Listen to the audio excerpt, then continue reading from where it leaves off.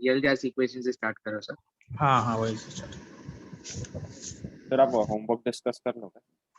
Homework हम करेंगे बाद में, मैं डाउट क्लास। सर कल आपका डाउट लेक्चर है, वो आप पढ़ाने वाले हो ना? हाँ अभी पढ़ाऊंगा मैं, पहले सिलेबस एक बार खत्म कर दूं, 3 दिन में खत लगेगा और वेडनेसडे तक मुझे खत्म करने दो, उसके बाद जितने डाउट्स पूछना है पूछना। और सर एक चीज आपसे पूछना था कि सर नेक्स्ट चैप्टर जो है वो आपका 30 जुलाई तक खत्म हो जाएगा क्या? हाँ ठीक है, 30 तक हो जाएगा। ठीक। 30 का है नेक्स्ट टेस्ट क्या खत्म होगा? नहीं सर अभी तक शेड्यूल नहीं आएगा, पूछ रहा हूँ मैं आपको। ओ नहीं नहीं 30 जुलाई ही, नहीं नहीं नहीं 30 जुलाई तक नहीं होगा सर थर्मोडायनेमिक कैसे होगा 30 जुलाई को? नहीं नहीं हाँ थर्मोडायनेमिक्स सर मैं उसकी बात कर रहा हूँ कि आप कंप्लीट कर पाओगे क्या वो 30 जुलाई तक? ना ना ना 30 तक तो थर्मोडायनेमिक्स बहुत बड़ा है। ठीक है। सर एमटी का सिलेबस क्या रहेगा? एटॉमिक और मोल? मेरे ख्याल से एटॉमिक मोल पूरा जितना हुआ है सभी आना पूरा चाहिए। मॉड्यूल बनना सर। हाँ पूरा मॉड्यूल बनाना चाहिए। सर पर मतलब सबके साथ होएगा ना एमटी 1 इसलिए? हाँ तो सबका आ जाएगा। अभी कब एमटी का भी आया नहीं ना, एमटी होगा तुम लोग का कब, अगस्त में होगा शायद, कब है? नहीं बताया सर। हाँ तो आएगा सब लोग, बाकी लोग का भी आ जाएगा। अच्छा इधर देखो। अच्छा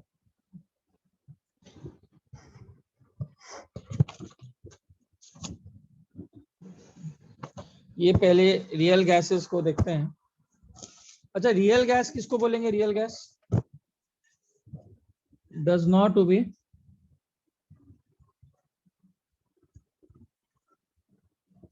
perfect gas law. Perfect gas तो मतलब कौन से इक्वेशन को भी नहीं करता है? PV equals to NR. Not मतलब PV is equal to NRT को भी नहीं करता है।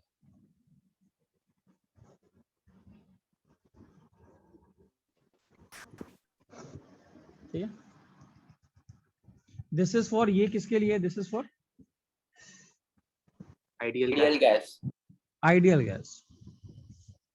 लेकिन जब साइंटिस्ट लोग ने देखा ये, तो पीवी इक्वल टू एनआरटी की इक्वेशन को सेटिस्फाई नहीं कर रहा था। ठीक है, आगे पढ़ेंगे ये बेसिकली कौन से दो चीजों को लेकर था। Basically because of two faulty assumptions. अब इसको एनालाइज सर करेंगे। Intermolecular force. हाँ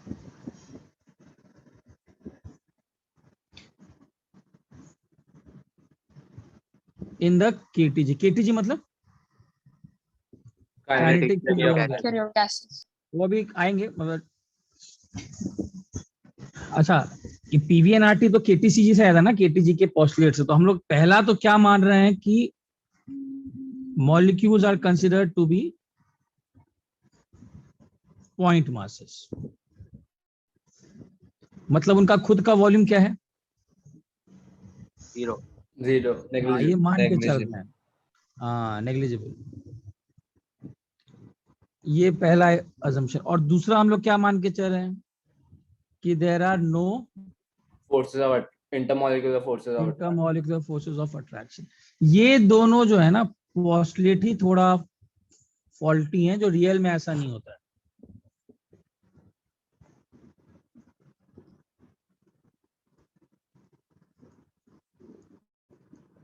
ये दोनों, but in reality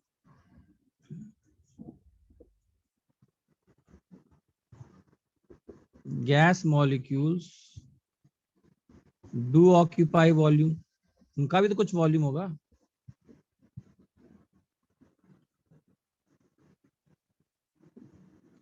and there exist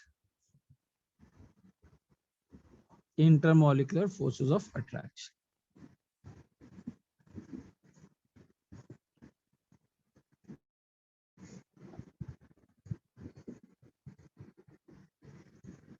gas molecules point masses नहीं है ना।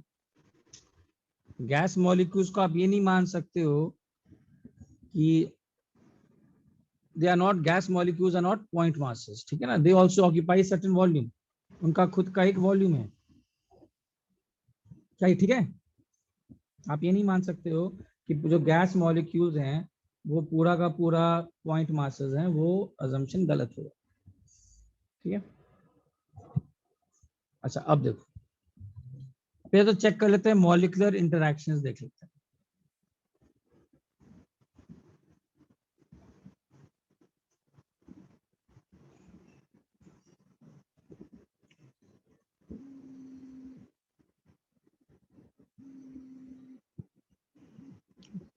मॉलिक्यूलर, अच्छा, तो real gases show deviation. Real gases deviation क्यों शो करते हैं? बिकॉज अभी हम लोग जस्ट बात की, इसको थोड़ा एक्सप्लोर करते हैं। Because molecules interact.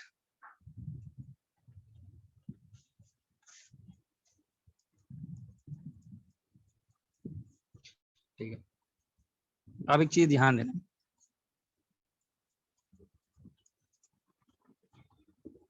दो टाइप के फोर्सेस होते हैं, एक अट्रैक्टिव,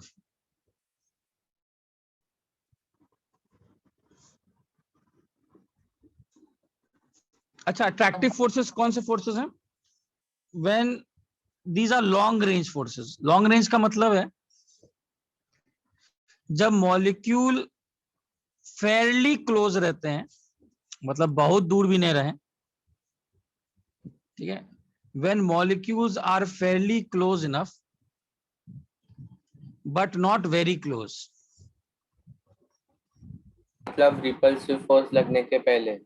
हाँ, मतलब ठीक ठाक है, अभी फेयरली क्लोज है, बट बहुत दूर क्यों नहीं बोल रहा हूँ, बिकॉज बहुत दूर पे मैं बताऊंगा अट्रैक्टिव फोर्सेस तो है ही नहीं, हो जाएंगे। हाँ खो जाएंगे। तो इसका मतलब ऐसा भी नहीं कि बहुत दूर चले जाएं, तब तो अट्रैक्टिव फोर्सेस इनइफेक्टिव, वो तो लिखाऊंगा। रुको रुको, सुनो पहले, when molecules are fairly close but not very close, तो कौन से फोर्सेस काम कर रहे होते हैं? Attractive. And these forces are ineffective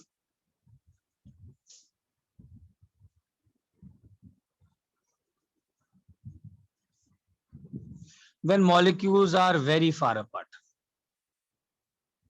जब मॉलिक्यूल्स बहुत दूर दूर हैं तो क्या मान सकते हैं इन फोर्सेस को? जीरो। जीरो, तो उसकी तो बात नहीं करेंगे। हाँ बोलो, कोई कौन सा डाउट? सर वो लॉन्ग रेंज आपने क्या लिखा है?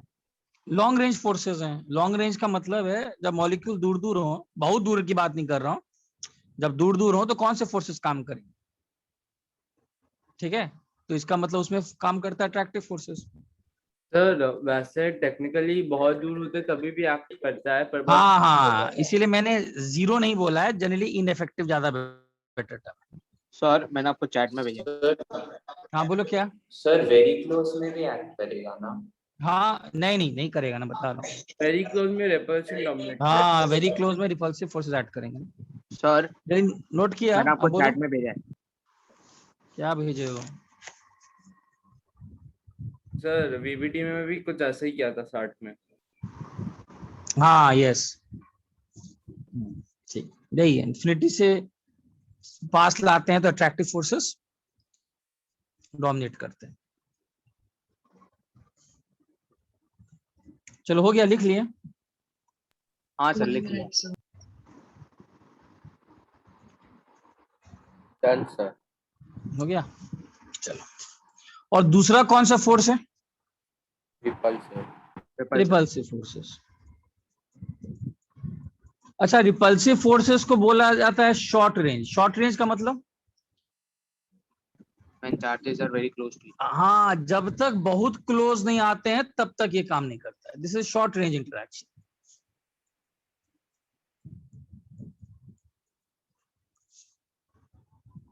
और सिग्निफिकेंट? तो ये फोर्सेस इलेक्ट्रोस्टैटिक होते हैं। नहीं, इलेक्ट्रोस्टैटिक क्यों होंगे? सर सिग्निफिकेंट मतलब एक्चुअली एक्ट करता है और छोटा होता है या एक्ट ही नहीं करता है जब नहीं नहीं, सिग्निफिकेंट का मतलब उनका प्रॉपर्टी, उनका नेचर का जो फिजिकल प्रॉपर्टीज है उसमें उनका रोल आता है। जो तुम कुछ प्रॉपर्टी पढ़ोगे अब, जैसे प्रेशर, टेम्परेचर, इन सब में उनका इफेक्ट आएगा। कैसे आएगा आगे देखेंगे।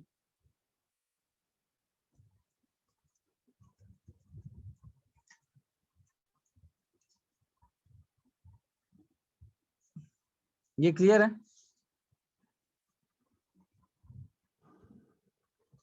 तो दो टाइप के फोर्सेस काम कर रहे हैं, कौन कौन से? किसी भी गैस में कौन कौन से?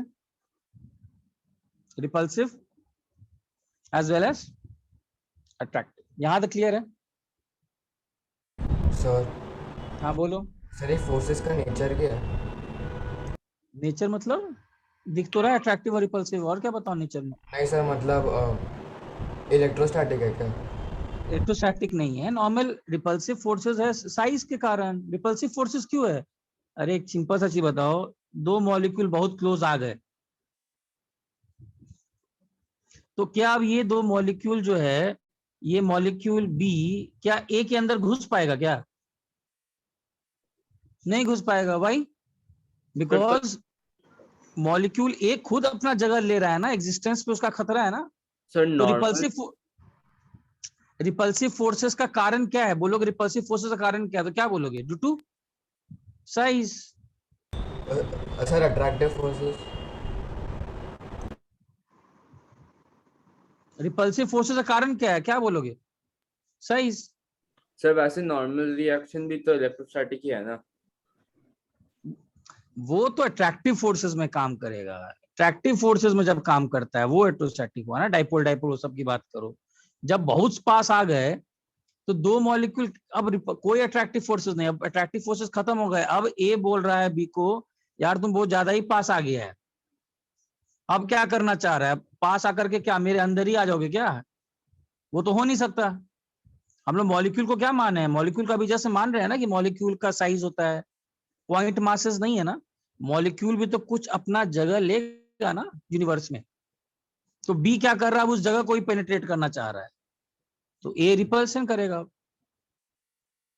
समझा? Yes sir. ठीक है। तो रिपल्सिव फोर्सेस अगर देखा जाए क्यों है, तो साइज के कारण है, वो तो ऑब्वियस बात है, तभी तो है रिपल्सिव फोर्सेस। सर तो रियल गैसेस में कोलिजन इम्पॉसिबल है कोलिजन तो ऐसे भी उसमें ही पॉसिबल है। सर, पर नहीं आ सकते ना वो पास। अरे बहुत पास मतलब इतना रख लो, क्या पास मतलब इतना रख लो, चलिए रख लो, ठीक है ना। बहुत पास मत रखो, इतना पास रख लो। अरे उसको डायग्रामेटिकली मत समझो, बहुत एक सर्टेन कौन सा डिस्टेंस होगा नहीं मालूम, एक ऐसा डिस्टेंस आएगा जहां पर जाकर के मॉलिक्यूल में कौन से फोर्सेस काम करना स्टार्ट कर देंगे? रिपल्सिव। बस मतलब ये हो जाएगा कि अब ए और बी बोलेगा बहुत पास आ गया, दूर था तो ठीक है अट्रैक्शन कर रहे थे, पास आ रहे हो तो अब रिपल्शन करेंगे। और इसका कारण क्या है? साइज है, बहुत सिंपल सा लॉजिक, इसमें तो दिमाग लगाना ही नहीं है। ये मॉलिक्यूल ए खुद इतना जगह घेरा हुआ है ना, कुछ एक सर्टेन वॉल्यूम इन स्पेस, तो उसके अंदर कैसे घुस जाएगा बी? है ना, मॉलिक्यूल्स को हम लोग पॉइंट मासेस नहीं माने हैं ना, ये दोनों आपस में ओवरलैप कर जाएंगे, ऐसा होगा क्या? क्या दो मॉलिक्यूल एक समय पे एक वॉल्यूम को घेर सकते हैं? नहीं ना, एक पर्टिकुलर पॉइंट पर एक वॉल्यूम में या तो ए रहेगा या बी रहेगा। तो अब एक सर्टेन पॉइंट के बाद तो रिपल्सिव फोर्सेस लगेगा। क्लियर है सबको? हाँ सर। ठीक है। अच्छा, एट लो प्रेशर्स बोलो जाए, at low pressures. Low pressures का मतलब वॉल्यूम क्या है?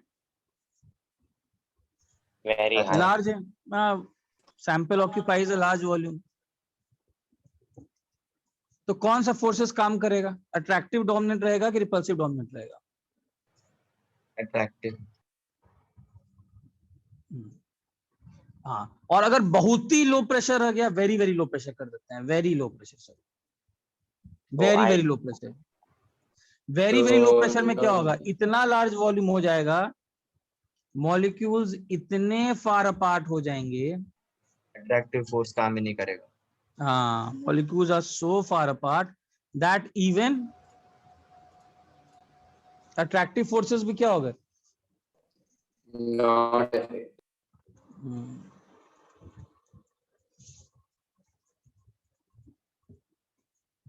सर मतलब आइडियल गैस। हाँ सर हाई टेम्परेचर भी ना। हाँ वो आएगा, टेम्परेचर का रोल अभी आएगा, मैं भी लिखाऊंगा क्यों ऐसा आता है, लेकिन कंफ्यूज मत करो। No significant. मॉडरेट प्रेशर्स पे क्या होगा? मॉडरेट मतलब ठीक ठाक क्लोज हैं, ज्यादा सॉरी ठीक ठाक दूरी पर हैं। कौन सा फोर्सेस डोमिनेट करेगा? अट्रैक्टिव। अट्रैक्टिव। मतलब अभी वैन डर वाल्स जाने से पहले कुछ आइडिया तो ये तो क्लियर है ना, ये तो हम लोग को मालूम है ये सब होना चाहिए। और बहुत हाई प्रेशर हो जाएगा, repulsive force. Repulsive. Repulsive forces तो मतलब मॉलिक्यूल बहुत पास आ गए होंगे, बहुत पास आ गए होंगे, तो अब रिपल्सिव फोर्स डोमिनेट करेगा।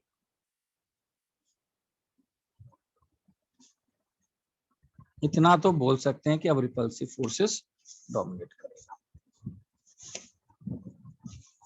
सो रियल गैस, ये अभी आगे आएगा, इसका फिजिकल एक्सप्लेनेशन भी देंगे। Behaves as an ideal gas at what conditions? At very low pressures,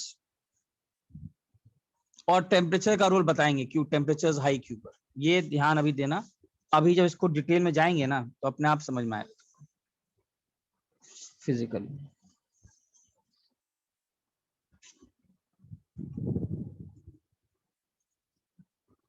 और डेविएशन फ्रॉम आइडियल गैस सबसे ज्यादा किस में पाया गया था? किस कंडीशन में सबसे ज्यादा डेविएशन था फ्रॉम आइडियल गैस? इसका जस्ट उल्टा। Very high pressures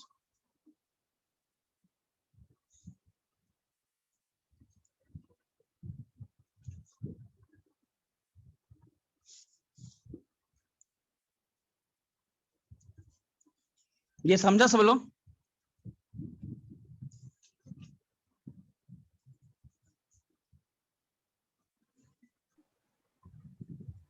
sir last statement जो रेड में लिखा है वो नहीं समझा। हाँ सर। अरे यार, अगर कंडीशन लो प्रेशर और हाई टेम्परेचर पे रियल आइडियल की तरह है, तो इसका जस्ट उल्टा कंडीशन लेंगे तो वही रियल गैस क्या करेगा? आइडियल से बहुत डेविएशन करेगा ना, आइडियल की तरह बिहेव नहीं करेगा ना। ओके सर, समझा। सर जो लिखना है occurs मतलब at वो very रियल high गैस के, pressure and low हाँ temperature. बोलो। सर इसका मतलब है कि वो रियल गैस जैसे बिहेव करेगा ना थोड़ा। हाँ रियल गैस मतलब आइडियल की तरफ नहीं, आइडियल की तरफ कब बिहेव कर रहा है वो? जब लो प्रेशर और हाई टेम्परेचर। अब क्यों ऐसा हो देखेंगे। लो प्रेशर्स का तो कारण मालूम पड़ गया ना। हाँ। टेम्परेचर्स का देखेंगे, अभी लिखूंगा इसको बारे में। और आइडियल गैस बहुत हाई, मतलब डेविएशन फ्रॉम आइडियल गैस जो है उसको एक रेफरेंस मान लो, तो उससे रियल गैस बहुत ज्यादा डेविएट कब करेगा? जस्ट उल्टा condition, very high pressures and low temperature. समझ गए। अब इसको एक्सप्लेन करेंगे, अभी तो मैंने जस्ट एक जिस्ट दिया है, इसको अब थोड़ा एक्सप्लेन करेंगे, वैन डर वाल्स इक्वेशन से लाएंगे तब जाकर के ज्यादा क्लैरिटी आएगी। अच्छा तो पहले नोट करो क्या क्या हम लोग बातें अभी सीखे, शॉर्ट में समरी क्या है।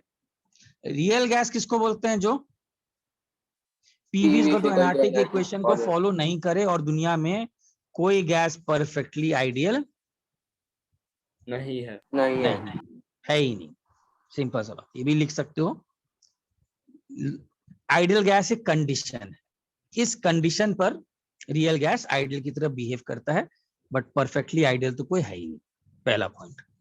क्यों नहीं है? उसके दो कारण हैं, मतलब वो हम लोग देखेंगे अभी। वो वैन डर वाल्स उसको लाया था, उसने बोला था कि एक्चुअली में दो फॉल्टी अजम्पशंस ले लिए हैं केटीजी में पीवी एनआरटी करते समय, कि एक हम लोग ने मॉलिक्यूल के वॉल्यूम को निग्लेक्ट किया है।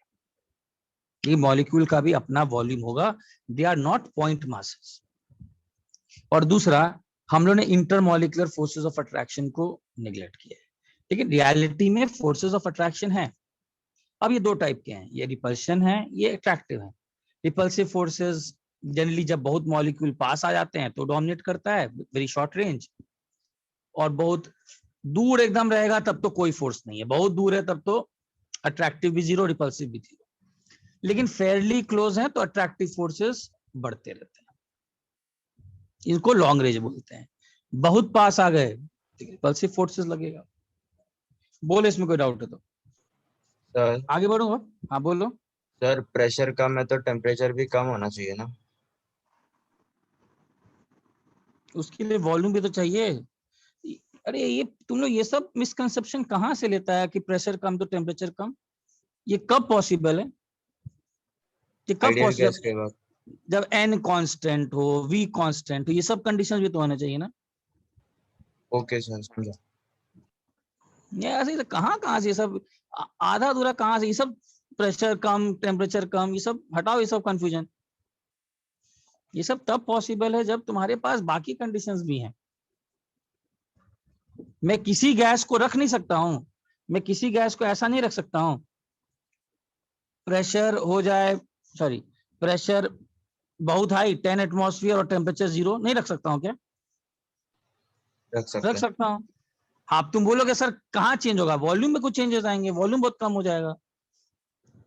हाँ ये बोलो वॉल्यूम को सर कांस्टेंट रखना है, और तब आप बताइए, तब वो तुम्हारी बातें सही है। तो ये सब मत सोचो, ये सब अगर सोच रहे हो तो अभी भी मिसकंसेप्शन में हो। ठीक है, हाँ आगे सर, बढ़े। हाँ सर। यस सर, नोट कर लिया। चलो अब देखो इसमें क्या है। देखो अब एक चीज बताओ, अब इस पे चलते हैं। पिछला पेज दिखाओगे? हाँ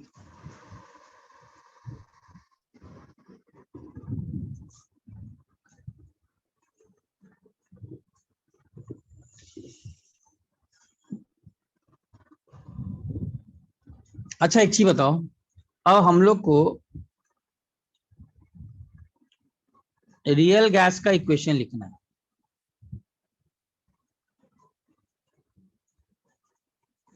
जैसा कि हम लोगों ने लिखा था।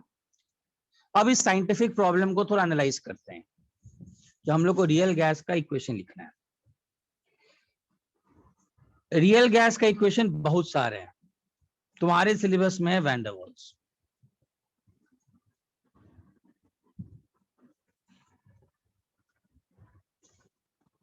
जो तुम्हारे सिलेबस में,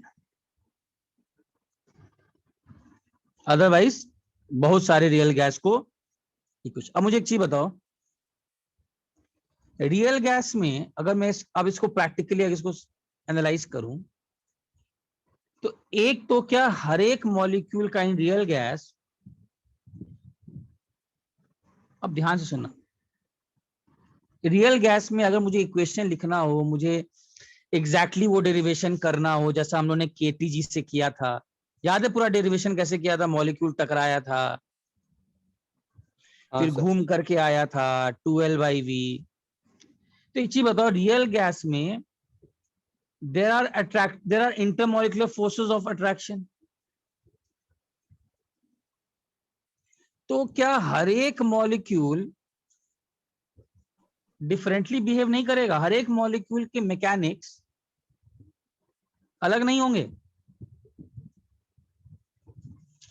मिलियन मॉलिक्यूल्स हैं, सब टकरा रहे हैं और सब पर डिफरेंट टाइप का अट्रैक्टिव फोर्सेस लग रहा है।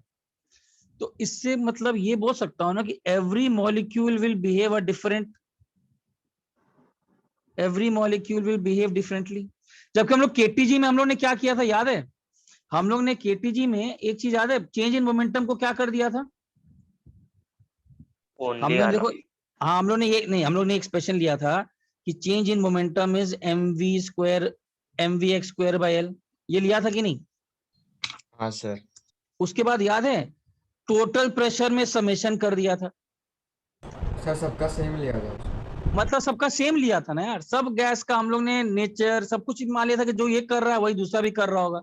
मतलब हम लोगों ने इंटरमॉलिक्यूलर फोर्सेस को क्या किया था? निगलेक्ट किया था कि नहीं किया था? किया था। किया था।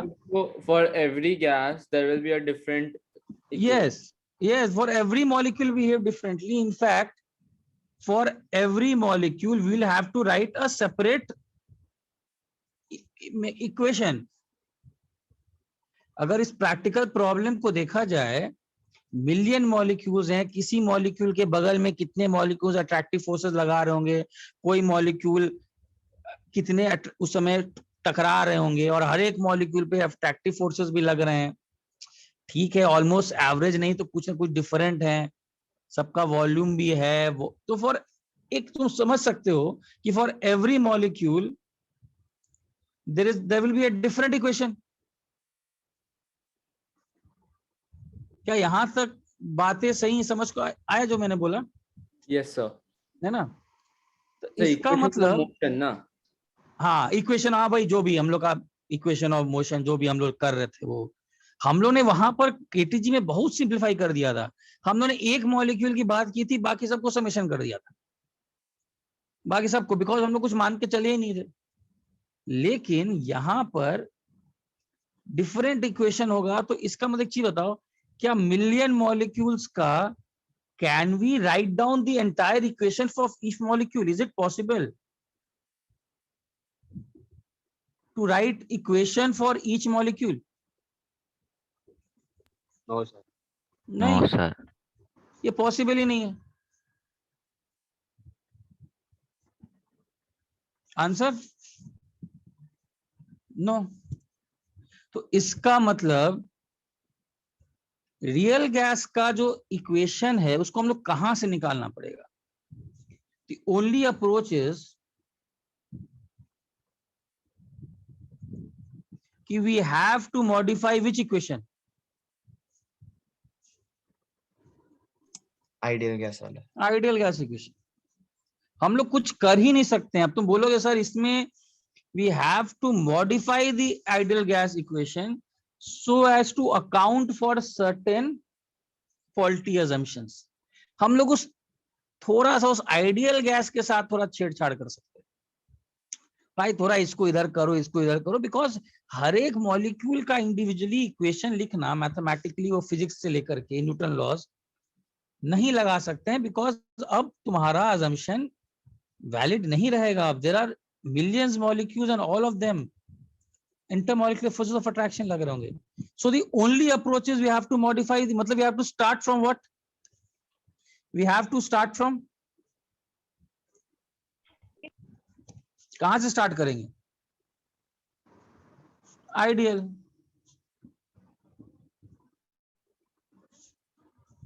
और एक और चीज देखना, तो इसका मतलब हम लोग जो भी इक्वेशन लिख रहे हैं, जो भी इक्वेशन लिख रहे हैं, हम लोग ये बोल सकते हैं कि ठीक है सर आइडियल से स्टार्ट तो कर रहे हैं, बट आप अभी भी तो सही काम किए नहीं। एग्जैक्टली सबसे सही काम क्या होता? हर एक मॉलिक्यूल का लिखते, बट हर एक मॉलिक्यूल का इंडिविजुअली लिखना तो पॉसिबल नहीं है। तो हम लोग आइडियल गैस इक्वेशन को या मॉडिफाई करेंगे। चलो मान लिया, तो एक चीज तो लिख ही सकता हूं ना, फिर भी कुछ एरर तो आएगा ही आएगा। अरे आइडियल गैस इक्वेशन को, क्योंकि हम लोग अपना तरीका ले तो रहे हैं गलत से ही ना, आइडियल गैस नाम कोई चीज नहीं, उसी इक्वेशन को मॉडिफाई कर रहे हैं, तो ठीक है। रियल गैस इक्वेशन भी कंप्लीटली करेक्ट नहीं है ना? हाँ, इसका मतलब कोई real gas equation completely correct नहीं है। और ये ऐसा कोई भी थियरी नहीं है जो समझा सकता है। ना कर ही नहीं सकता है। हाँ कर, क्योंकि एकदम एग्जैक्ट कौन सा थियरी होगा? एग्जैक्ट थियरी होगा जो मैंने बताया, हर एक मॉलिक्यूल को पकड़ो और उसका इक्वेशन लिखो, और वो नहीं पॉसिबल है। हम लोग को मालूम ही नहीं है मॉलिक्यूल, अजम्पशन नहीं, हम लोग उतना रैंडमनेस को देख ही नहीं सकते हैं। सर तो हर को इसका मतलब कोई भी, रुको सुनो, कोई भी एग्जैक्ट मतलब रियल गैस के बिहेवियर को एग्जैक्टली यही करेगा ऐसा नहीं है, फ्लॉज सब में है। लेकिन यस, हम लोग अपने को थोड़ा बहुत क्या बोलते हैं, टू द पॉइंट, उस गैप को, एरर को मिनिमाइज कर सकते हैं, लेकिन कंप्लीटली ट्रू तो कोई भी नहीं है। सर क्लियर है? हाँ बोलो। ये है क्या कि हर गैस के लिए डिफरेंट इक्वेशन, मतलब ऑक्सीजन के लिए एक डिफरेंट इक्वेशन? ना और वैन डेर वाल्स गैस बोल रहे हैं तो मतलब हर गैस के लिए वो इक्वेशन लगेगा van der Waals. Okay sir. O2 है कि कौन हो, तो ये तुम्हारे सिलेबस में, इसलिए मैंने बोला ना, बहुत साइंटिस्ट लोग आए, किसी ने अलग अप्रोच लगाया, वैन डेर वाल अलग दिमाग लगाया, तो सबने अलग अलग दिमाग से कुछ ना कुछ किया है। बिकॉज कर तो रहे हैं मॉडल, तो स्टार्ट तो हम लोग कहां से कर रहे हैं? हम लोग स्टार्ट तो गलत से ही कर रहे हैं और गलत को सही बनाने की कोशिश कर रहे हैं। असली मटली तो क्या होता है कि सीधा सही बात लिखते हैं, सही बात तो लिख ही नहीं रहे हैं। स्टार्ट तो कर रहे हैं आइडियल गैस से, तो ठीक है, लेकिन अब कर क्या सकते हो, बोल सकते हो सर तो क्या इंसान इस यहाँ पर कुछ कभी करेगा, तो यस इंसान का ये लिमिटेशन समझ लो, नहीं कर सकता है वो। इतना ज्यादा रैंडम चीज को एक मैथमेटिकल इक्वेशन में डालना वो कब कर सकता था, जब उसने सभी अजम्पशन गिरा दिए थे, अरे कोई फोर्स ऑफ अट्रैक्शन नहीं है, वॉल्यूम जीरो मानो, सब कुछ तो बहुत सिंप्लीफाई हो गया था मॉडल, कर लिया। अब वो नहीं कर, कोलिजन इलास्टिक चलो वो तो है, पर उन्होंने ये सब माना, लेकिन अगर देखा जाए तो अब तो हर एक मॉलिक्यूल के बीच में इंटरमॉलिक्यूलर फोर्सेस ऑफ अट्रैक्शन, हर दो के बीच में कितना उस पर लग रहा होगा, कोई से दूरी पर होंगे, कोई पास में होंगे, तो मुश्किल तो है ही। समझा पहले?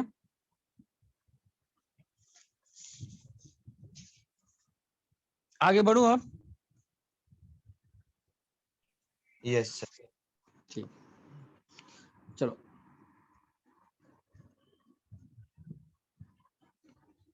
चलो आगे बढ़ रहा हूं, ठीक है।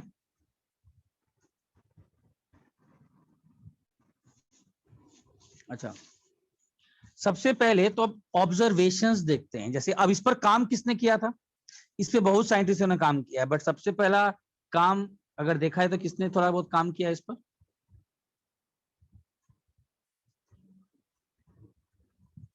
वैन डर वाल, और इसको नोबेल प्राइज मिला था इस काम के लिए। मतलब उसने सोचा कि थोड़ा दिमाग लगाते हैं, ठीक है। अब साइंटिस्ट कैसे काम करते, उसका मेन इक्वेशन क्या था, ऐसा इक्वेशन लिखना जो रियल गैस को क्या कर रहा हो, सेटिस्फाई कर रहा हो। साइंटिस्ट काम कैसे करते हैं, साइंटिस्ट काम करते हैं सबसे पहले तो वो ऑब्जर्वेशंस देखते हैं। ऑब्वियस बात है, मालूम तुमको भी नहीं है, पहले तो यही ऑब्जर्वेशन देखेंगे ना कि डेविएशन आ रहा है। तो देखो उन्होंने क्या किया, सबसे पहले तो ऑब्जर्वेशंस लिख लेते हैं जो एक्चुअली में है क्या। सबसे पहले साइंटिस्टों ने एक टर्म डिफाइन किया जिसको बोलते हैं compressibility factor.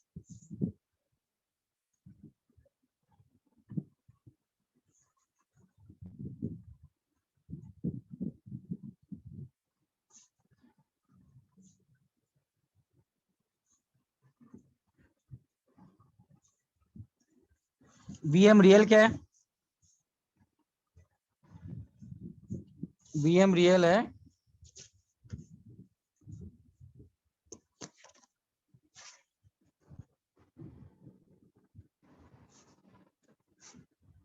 Molar volume of, molar volume का मतलब कितने मोल का वॉल्यूम, सर जेड बता रहा हूं। एक टर्म डिफाइन किया, एक टर्म मैथमेटिकल टर्म डिफाइन किया, और वीएम आइडियल का मतलब molar volume of ideal gas. Ideal मतलब मोलर वॉल्यूम का मतलब कितने मोल का वॉल्यूम,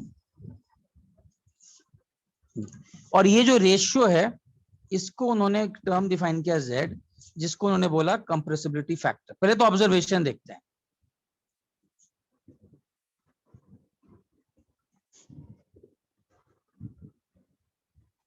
ये समझा उन्होंने कैसे किया होगा, जैसे एग्जांपल देता हूं, देखो क्या किया होगा। मान लो सर हाँ क्या हुआ, सर जेड हमेशा 1 से कम होगा ना? नहीं बताऊं क्या होगा। देखो मान लो पहले क्या होगा, मान लो एक गैस, एक पिस्टन है, क्लोज नहीं है, ठीक है ना। मान लो इसके अंदर एक 1 मोल गैस रख दिया, ऊपर का प्रेशर है 1 एटमॉस्फेयर मान लो, ठीक है। टेम्परेचर कुछ मान लो T केल्विन है, ठीक है। अच्छा इधर ध्यान दो, अंदर का प्रेशर कितना होना चाहिए था, बताओ अंदर का प्रेशर कितना होना चाहिए था। अगर ऊपर का 1 एटमॉस्फेयर है तो अंदर का प्रेशर कितना होना चाहिए था, 180। 1। क्यों, पिस्टन पर, नहीं तो ओवरऑल से पिस्टन को मासलेस मान लेना। हाँ, तो अगर 1 एटमॉस्फेयर है, अगर ये गैस आइडियल होता तो ये किस इक्वेशन को सेटिस्फाई करता, PV is equal to nRT। तो इसका मतलब इनको कंटेनर का वॉल्यूम निकल जाता, ये कुछ कंटेनर का वॉल्यूम है निकल जाता। लेकिन रियलिटी में उन्होंने क्या, मान लो ये आइडियल केस होता तो इसका वॉल्यूम कुछ आता, मान लो आइडियल होता तो हाइपोथेटिकल स्टेट, लेकिन अब उन्होंने क्या किया होगा, देखा होगा कि ये जो पिस्टन है, या तो ये मेरा आइडियल केस है, इससे या तो थोड़ा नीचे हो सकता है या तो थोड़ा ऊपर हो सकता है। अब क्या होगा पता नहीं, मान लो थोड़ा नीचे हो गया, ठीक है। तो इसका मतलब ये जो गैस है, ये जो गैस एक्चुअली में ये कंडीशन, क्या ये आइडियल गैस को, आइडियल गैस कंडीशन को काम कर रहा है कि उससे डेविएट कर रहा है? डेविएट। डेविएट कर रहा है।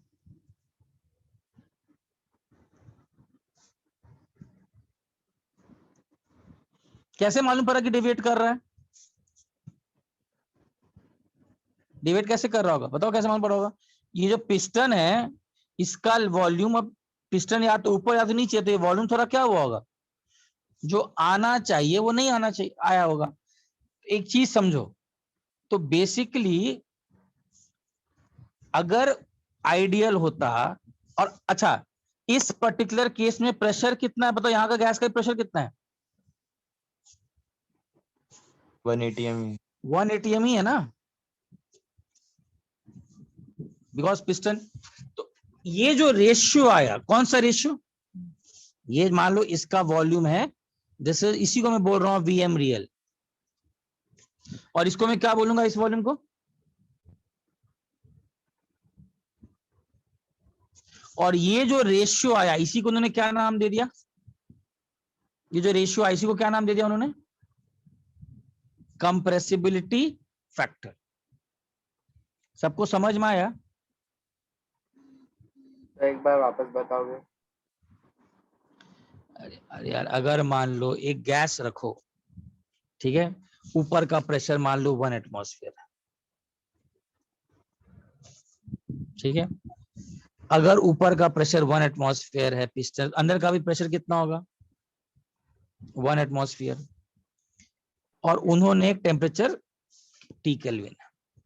अगर ये गैस आइडियल होता तो इस कंटेनर का वॉल्यूम कितना होना चाहिए था?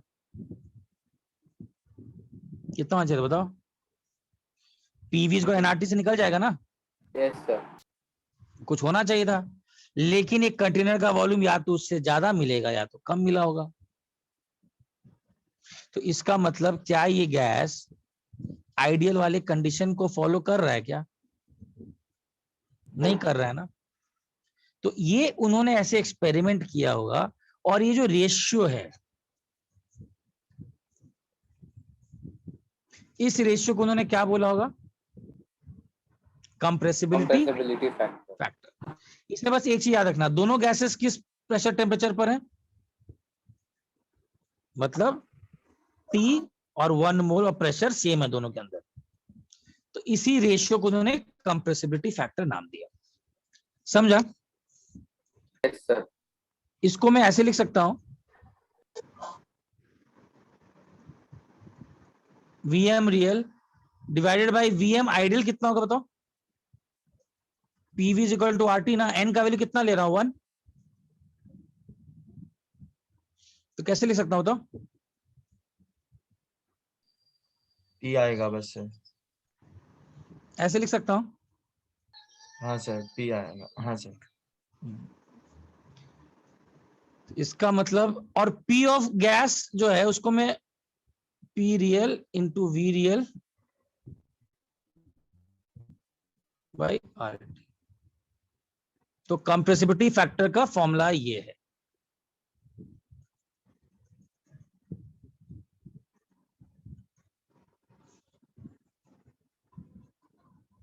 n मोल्स के लिए कितना है बताओ?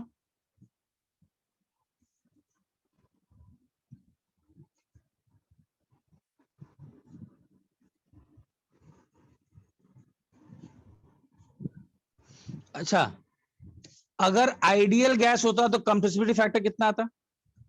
1 दिख ही रहा है ना, अगर आइडियल होगा तो ये रेशियो कितना आ जाएगा? 1 आएगा। Z का 1 आएगा। फॉर रियल गैस Z का वैल्यू क्या होगा? ग्रेटर देन 1 और लेस देन। नोट करो। नहीं सर आपने हिसाब से वीएम रियल पी लिखा ना, और उसके बाद कुछ पता नहीं, मतलब पी रियल मतलब क्या, प्रेशर तो जो है वही रहेगा ना। हाँ वही, उसको नाम दे दो, उसी में हटा दिया, सब्सक्रिप्ट ड्रॉप कर दिया, pressure of real gas. P real V real को बार बार रियल लिखने का क्या जरूरत है, तुम इसको पीवी हटा दो, सब्सक्रिप्ट को ड्रॉप कर दो। सर वी मतलब तो वी रियल ही होगा ना? हाँ, तो volume of container V real. अरे मान लो एक गैस है, उसका 1 मोल का वॉल्यूम एसटीपी पर 22.4 लीटर होना चाहिए, बट वो 22.4 नहीं है ना। मान लो वो है 22.1 लीटर, तो इसका मतलब पीवी बाय आरटी निकाल सकते हो ना। हाँ सर। गैस का प्रेशर मालूम है, वॉल्यूम मालूम है, आरटी जेड कुछ आएगा ना, इसी जेड को क्या बोला जा रहा है, कंप्रेसिबिलिटी फैक्टर। सर हाँ बोलो। सर ये आपने समझा दिया, इसको डिफाइन भी किया, सर इसका यूज क्या है मतलब? आगे आएगा ना, ये मैथमेटिकल डेफिनेशन है, यूज तो आगे आएगा ना, पहले पूरा करने तो दो तब ना यूज, अभी तो कहानी स्टार्ट हुआ है। मीन जो वैंडरवाल वाला जो इक्वेशन है उसके अंदर इसका यूज है क्या? हाँ हाँ, पहले आने तो दो। ठीक है। सर रियल गैस के लिए जेड कभी 1 नहीं हो सकता क्या? ना, तो रियल गैस अगर जेड जेड रियल गैस के लिए 1 अगर हो गया, इसका मतलब वो किसकी तरफ बिहेव करने लग गया है, आइडियल की तरफ। सर आपने बोला था कि जो इनर्ट गैसेस होते हैं उन मतलब उनमें इंटरमॉलिक्यूलर फोर्सेस जो होते हैं वो बहुत कम होते हैं, तो उनका क्लोज टू 1 होगा ना? हाँ, मतलब जिनका force intercourse close to 1।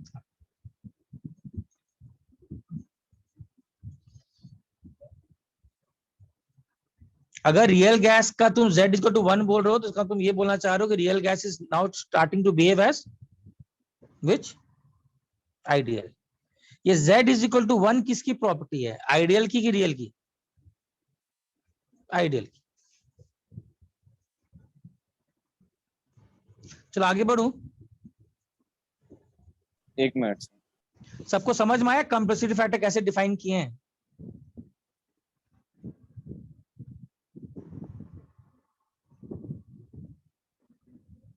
Yes, sir.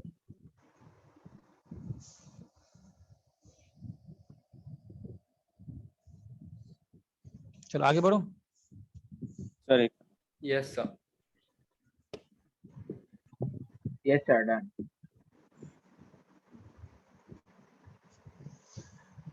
और ये ऑब्जर्वेशन आए थे कुछ, देखो, और साइंटिस्ट लोग के पास बहुत सारे गैसेस थे, ऐसी उन्होंने हर एक गैस का z कंप्रेसिबिलिटी फैक्टर वर्सेस यहां प्रेशर का ग्राफ बनाया, और टेम्परेचर मान लो उन्होंने हर एक गैस के लिए, ये 0 डिग्री सेंटीग्रेड पे ग्राफ है।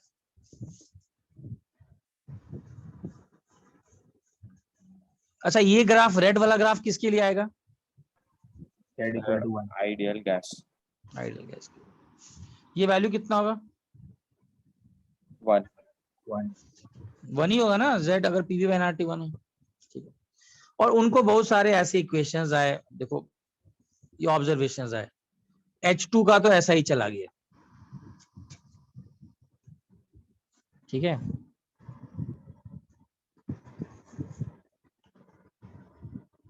कुछ गैस का ऐसा आया, CO2। कुछ गैस का तो और नीचे से आया, ठीक है। जैसे ये मेरा शायद CO2 है, सर वो CH4 है। ये CH4, ऐसे। This was the observations. और ये कौन सा है, तो डिविएशंस दिख रहे हैं ना तुमको, ऐसा ही ऑब्जर्वेशन के पास था कि ये आया है ऐसा। तो याद करना है ये सारे ऑब्जर्वेशन। हाँ हाँ, सब आओ, याद करना है पूरा ग्राफ का, ऐसा ट्रेंड है, क्यों ऐसा आ रहा है, सब कुछ इसको देखना है। ये क्लियर है? अब देखो, अब मुझे एक चीज देखो, अब देखो वैन डर वाल्स ने क्या किया, ये तो क्या हो गया, ये आपके पास क्या है एज अ साइंटिस्ट, आपके पास ये क्या है? डेटा। डेटा, हाँ, you have the data with you now, you have the data with you for certain gases. जैसा वो लोग सोचते हैं वैसा ही हम लोग करेंगे, और क्या। बेस्ट काम वही है कि जैसे वो सोचे हैं उसी अप्रोच को दिखाना चाह रहा हूँ, ठीक है, मॉडिफाइंग द आइडिया। अब इस पे वैन डर वाल्स काम करना स्टार्ट किया। वैन डर वाल्स उसे दिमाग लगाया कि यार कुछ तो करना पड़ेगा। हाँ हाँ, वो आएगा, सबका ग्राफ आगे आएगा, हीलियम का सबका आगे बताऊंगा। अभी बस कुछ आइडिया ले लो, ऐसे कुछ ग्राफ्स है, ठीक है सब, ठीक है। ग्राफ बाद में भी अलग से फिर से चलेंगे, अभी तो मैं सिर्फ डेटा बता रहा हूँ। अब इस पर वैन डर वाल्स जो भी साइंटिस्ट था काम करना स्टार्ट किया, डेटा उसके पास था। अच्छा एक चीज देखो, एक मिनट देना।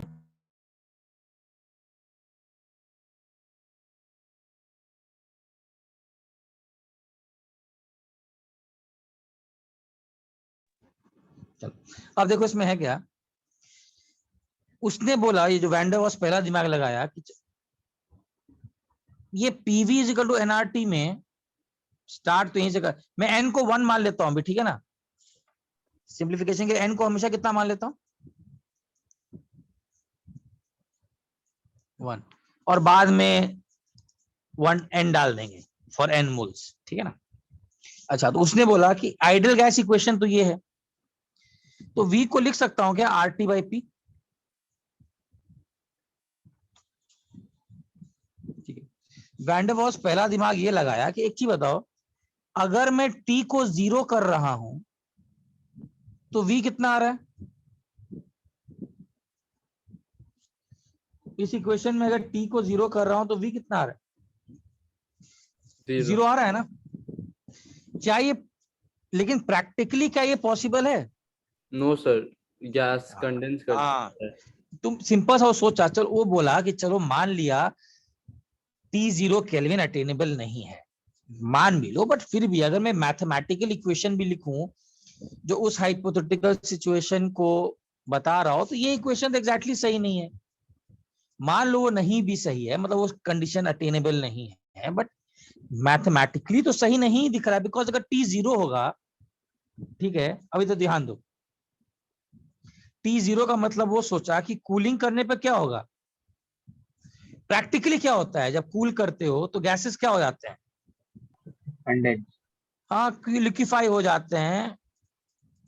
सो और इवन कैन, और करोगे तो क्या हो जाएगा, सॉलिडिफाई। सॉलिडिफाई हो सकते हैं, हो सकते हैं। तो देखो दिमाग सोचो क्या वो सोचना चाह रहा है, वो अपने इक्वेशन को प्रैक्टिकल सिनेरियो पे डालना चाह रहा है, जो प्रैक्टिकली हो रहा है उसको काम करेंगे ना। इस इक्वेशन में तो इनहेरेंट फ्लॉ है ही, वो बोल रहा है is this possible, no this is not possible, ये इक्वेशन तो मुझे ऐसे ही गलत दिख रहा है। तो इसका मतलब अगर मैं कूल करूंगा तो भाई एक्चुअली में गैसेस या तो लिक्विफाई होंगे, फर्दर करोगे तो सॉलिडिफाई होंगे। और मुझे ये भी मालूम है कि लिक्विफिकेशन के बाद, मान लो लिक्विफिकेशन हो गया, तो क्या वॉल्यूम ज्यादा चेंज करता है क्या?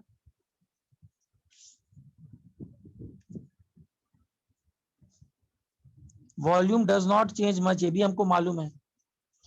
तो इस इक्वेशन में थोड़ा छेड़छाड़ किया जाए, मतलब T इज इक्वल टू 0 पर कुछ वॉल्यूम तो आएगा, ऐसा थोड़े ना कि गैस मॉलिक्यूल्स गायब हो जाएंगे। तो उसने क्या किया, इसको कैसे मॉडिफाई किया, उसने बोला कि ज्यादा बेटर है V is equal to R T by P से बेटर लिखना है कुछ एक टर्म B, अभी B क्या है बाद में देखेंगे,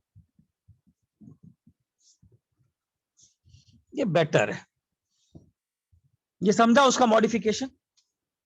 इससे किसको क्या मालूम पड़ा, कम से कम ये प्रैक्टिकल सिनेरियो को तो दर्शा रहा है ना। प्रैक्टिकल सिनेरियो क्या है कि अगर T0 ले लेंगे तो V फिर भी कुछ आएगा, और वो V को कुछ न कुछ वैल्यू दे दिया, मान लो कुछ भी, जो कि उसने एक्सपेरिमेंटली डिटरमिन किया, बट उसने बोला कुछ होना चाहिए प्लस समथिंग ऐड करो। बोलो सबको यहां तक समझ में आया?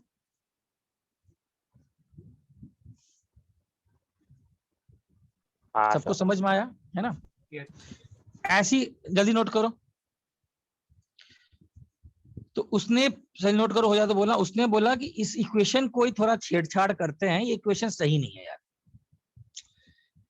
प्रैक्टिकली अगर टेम्परेचर जीरो कर रहे हैं तो V जीरो तो नहीं होगा। हम लोग देखते हैं कि गैसेस सॉलिडिफाई हो जाएंगे, लिक्विफाई हो जाएंगे, उस पॉइंट के बाद उसमें कोई चेंज भी नहीं आता है। तो इसका मतलब इसको थोड़ा ठीक करो, ये आंखों को चुभ रहा है इक्वेशन।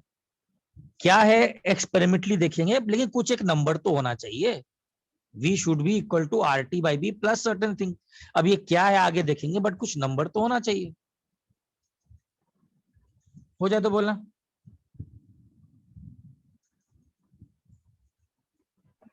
डन सर, हो गया। हो गया। हाँ सर, हो गया। डन। एक मिनट उसने sir, Sir, B is independent of T, right? V is, Sir, B. हाँ हाँ, नहीं बी अभी वो थोड़ा डिपेंड करता है, बट बहुत हाई टेम्परेचर्स पे अभी आगे पढ़ेंगे। For small temperature changes yes it is independent मान के सर चलो। बी कांस्टेंट क्या है? हाँ एक कांस्टेंट है, कुछ एक कांस्टेंट नंबर मान लो, जिसके डायमेंशंस किसके हैं, वॉल्यूम के हैं। अरे कुछ तो होना चाहिए ना प्रैक्टिकली, इक्वेशन तो यही होना चाहिए ना। क्या यहाँ तक क्लियर है सबको, समझ में आ रहा है क्या बोलना हाँ। चाह रहा हूँ, यस सर। है ना। देखो ऐसे ही वो लोग सोचते ही, और क्या करेंगे, मैं वही बोल रहा हूँ, एरर तो है ही।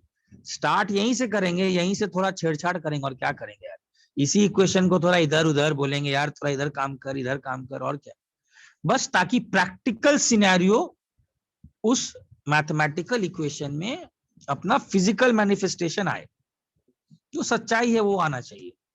ठीक है, सर मतलब वो एक एक जो एरर है उसको करेक्ट करता जा रहा है। हाँ करेक्ट करता जा रहा है। प्रैक्टिकली सोचा कि नहीं यार इस पे ध्यान देते हैं ना, और सच बात भी है, जो प्रैक्टिकली जो चीजें बोल रहा है वो तो सच बात है। जब जीरो नहीं भी है तो अरे कुछ भी है तो मैथमेटिकल इक्वेशन तो ऐसा बनाओ कि जब जीरो भी पुट करे तो कुछ वॉल्यूम तो आना चाहिए, गायब थोड़ी ना हो जाएगा, मॉलिक्यूल गायब थोड़ी ना हो जाएगा, कुछ तो रहेगा। तो उसने उसको मॉडिफाई करके बोला कि V इज इक्वल टू, उसके हिसाब से यहां तक उसकी गाड़ी डूब गई। उसको लगा कि यार ये इक्वेशन होना चाहिए मेरे हिसाब से, P V should be equal to RT by P plus B certain. अब हम लोग B को एक्सपेरिमेंटली जो भी किया जाएगा बाद में देखा जाएगा, B क्या है, कुछ वैल्यू होना चाहिए। अच्छा, B को रफली बोल सकते हैं कि दिस B इज रफली इक्वल टू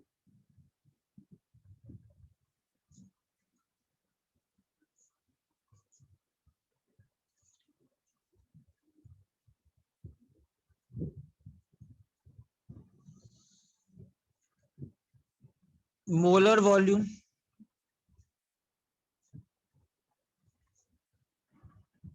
रफली बोल रहा हूं, नॉट इक्वल, ये बोल सकता हूं।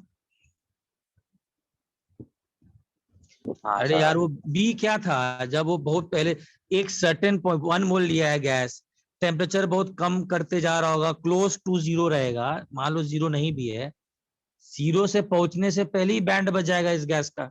वो तो पहले ही क्या हो जाएगा, कभी एक पॉइंट पर लिक्विफाई हो गया होगा, उस पॉइंट के बाद ये और ज्यादा वॉल्यूम में चेंज आएगा क्या, नहीं आएगा ना। तो इसका मतलब मान लो ये T is equal to 2 degree centigrade पर ही, 0.1 डिग्री सेंटीग्रेड पर ही हो गया लिक्विफाई। तो 0.1 से 0 के बीच में इसका जो भी वॉल्यूम रहेगा वो अप्रोक्सीमेटली बी ही रहेगा भाई, बिकॉज लिक्विड और सॉलिड एक सर्टेन पॉइंट के बाद क्या रहते हैं, इनकंप्रेसिबल। क्लियर है सबको। अच्छा, Yes. Z को कैसे डिफाइन किया था उसने,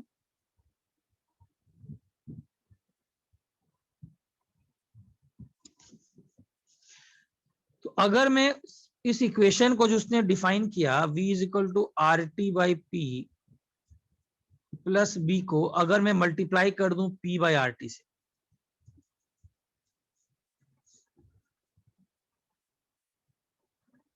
जो उसने किया, तो उसको Z कितना आ जाएगा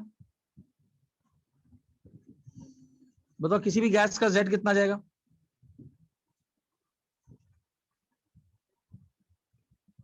ये आ जाएगा कि नहीं,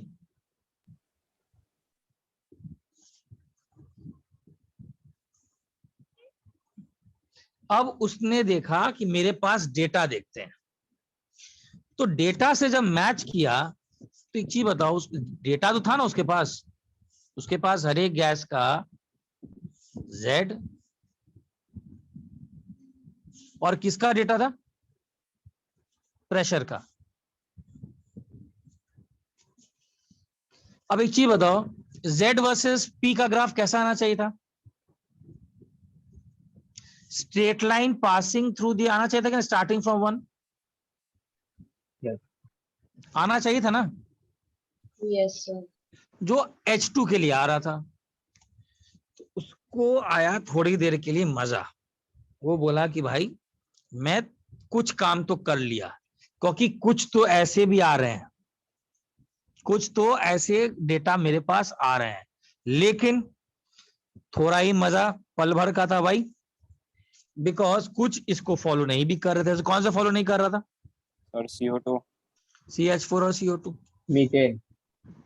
हाँ, ये इसको फॉलो नहीं भी कर रहा था, लेकिन उसको लग रहा था कि I am proceeding in the right direction, because H2 के लिए तो आया है, H2 के लिए कुछ आ रहा है वैल्यूज, तो इसका मतलब, लेकिन CH4 के लिए CO2 और नीचे से था ना, ये तो ऐसा कुछ दिखा नहीं रहे हैं, दिखाते हैं स्ट्रेट लाइन कुछ हद तक, बट पहले तो कुछ पार्ट तक नीचे भी डिप है, तो इसका मतलब कुछ अभी भी मिसिंग है, समथिंग मिसिंग, कुछ तो मिसिंग है। वैलिड फॉर H2 बट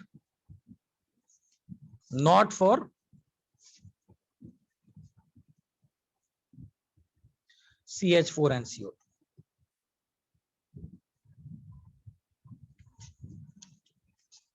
सबको क्लियर है? बोलो यहां तक किसी को डाउट है तो।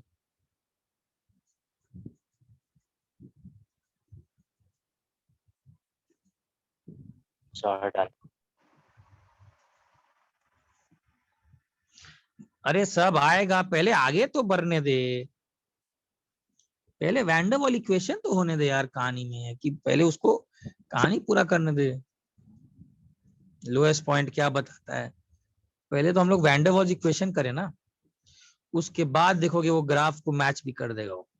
Done sir. हो गया? अच्छा, उसने देखो एक दिमाग लगाया, उसने बोला कि यार ये CH4 और CO2 में ऐसा क्या खास बात है, तो एक और उसके पास उस समय के साइंटिस्ट के पास एक डेटा था कि ये गैसेस जो हैं CO2 and CH4 they can be easily liquefied.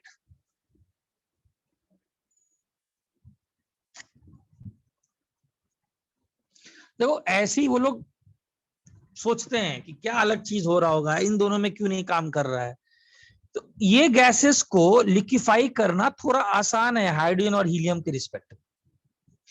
और लिक्विफाई होने का क्या मतलब है, मैंने याद है बताया था, लिक्विफाई होने का क्या मतलब है, कोई भी गैस लिक्विफाई कब होता है, जब उसमें जब इंटरमॉलिक्यूलर फोर्सेस ऑफ अट्रैक्शन हो। तुम वैन डर वाल साहब के दिमाग को कोशिश कर रहे हो ना समझने का, लिक्विफाइड कब होता है, जो उसमें कौन से फोर्स ऑफ अट्रैक्शन हो, इंटरमॉलिक्यूलर। मतलब मुझे धोखा देने वाले ये गैसेस हैं जो लिक्विफाई हो जा रहे हैं, जिनको लिक्विफाई करना थोड़ा आसान है, होता हीलियम भी है, वेरी टफ, याद है मैंने केमिकल बॉन्डिंग में लिखाया भी था, ठीक है ना, टफ है, हाँ, लेकिन इन सब को थोड़ा लिक्विफाई ज्यादा, ये धोखा दे रहे हैं। और लिक्विफिकेशन किससे रिलेटेड है, लिक्विफिकेशन खुद किससे रिलेटेड है, compressibility, intermolecular forces of attraction. तो उसने बोला कि शायद ये intermolecular forces of attraction is the missing link, I have to now take this into account. इस इक्वेशन में मिसिंग लिंक शायद इंटरमॉलिक्यूलर फोर्सेस ऑफ अट्रैक्शन है, कीवर्ड।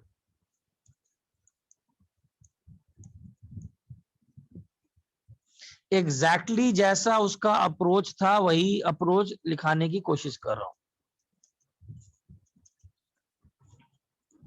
उसने बोला कि यार इक्वेशन में मैं थोड़ा सा मॉडिफाई कर दिया, बट यस मैंने इंटरमॉलिक्यूलर फोर्सेस ऑफ अट्रैक्शन को अकाउंट में नहीं लिया, उसको अकाउंट में ले करके शायद इक्वेशन को मॉडिफाई करना पड़ेगा। नोट कर लिया?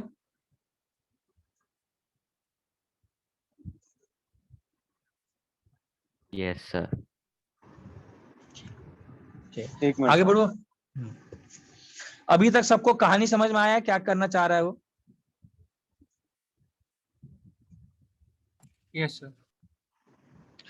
Done sir. अब देखो उसने क्या बोला। उसको यहां से एक आइडिया आया कि यार ये इंटरमॉलिक्यूलर फोर्सेस ऑफ अट्रैक्शन को थोड़ा अकाउंट में लेना है, तो उसके हिसाब से इक्वेशन यहां तक आके रुक गया था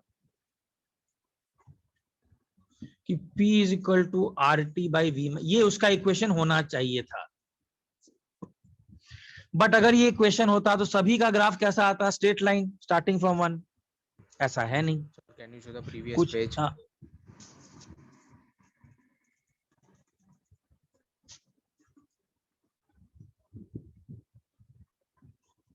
नोट कर लिया?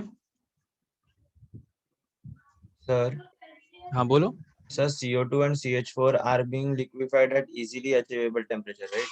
हाँ, अटेनेबल 30 डिग्री सेंटीग्रेड पर CO2 हो जाता है। आगे पढ़ोगे भी, CO2 जो है ना 30 डिग्री सेंटीग्रेड पे हो जाता है।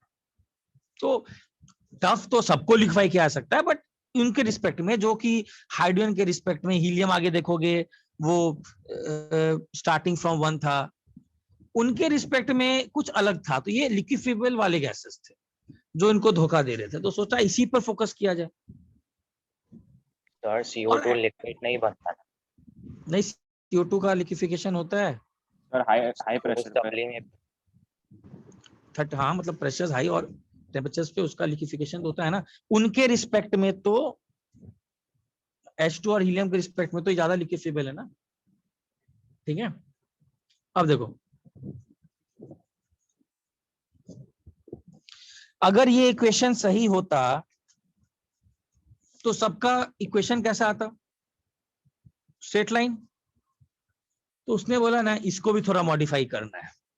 मैंने वॉल्यूम का इफेक्ट तो ले लिया, I have taken into account the volume effect. कैसे? वो बी कुछ टर्म ऐड करके। बट अब इंटरमॉलिक्यूलर फोर्सेस ऑफ अट्रैक्शन को लेना, अभी ध्यान देना,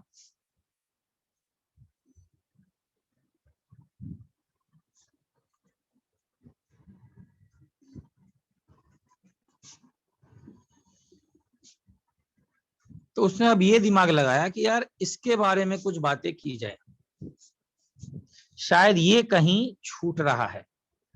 अभी छूट कैसे रहा है? तो एक चीज बताओ, अगर मान लो एक कंटेनर है जिस पर, क्या आवाज आ रहा है ना सबको? हाँ सर। मैसेज आया कि ऑडिबल और नॉट?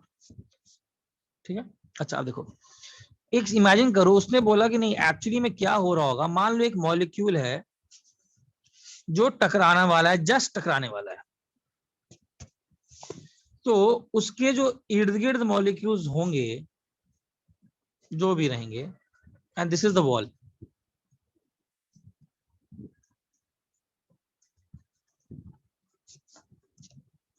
ये इस पर कौन से फोर्सेस लगा रहे होंगे?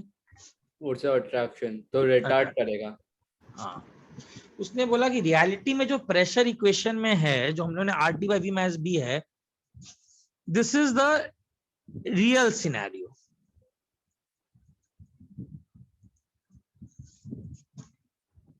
And what is the actual scenario? मतलब सॉरी, आइडियल सिनेरियो क्या होगा? आइडियल में लोग क्या माने थे, याद है? जस्ट टकरा रहा है, बाकी सबके इफेक्ट को क्या किए थे? नेग्लेक्ट किए थे। तो उसके हिसाब से क्या हो रहा है? उसके हिसाब से एक चीज बताओ, किस केस का प्रेशर ज्यादा होगा? अगर मॉलिक्यूल जो, दोनों को ब्लैक कर देता हूं, मॉलिक्यूल ए जब टकरा रहा होगा वॉल ऑफ कंटेनर से, रियल केस, और जब वो टकरा रहा होगा वॉल ऑफ कंटेनर से इन, यही molecule A in the ideal case, किस केस में प्रेशर ज्यादा लग रहा होगा? आइडियल का कि रियल का? अरे रियल सिनेरियो में कुछ मॉलिक्यूल्स क्या कर रहे हैं? अट्रैक्टिव फोर्सेस लगा रहे हैं ना। सर रियल में कम होगा, आइडियल में ज्यादा। हाँ, रियल का प्रेशर थोड़ा क्या होगा? कम होगा। प्रेशर exerted by gas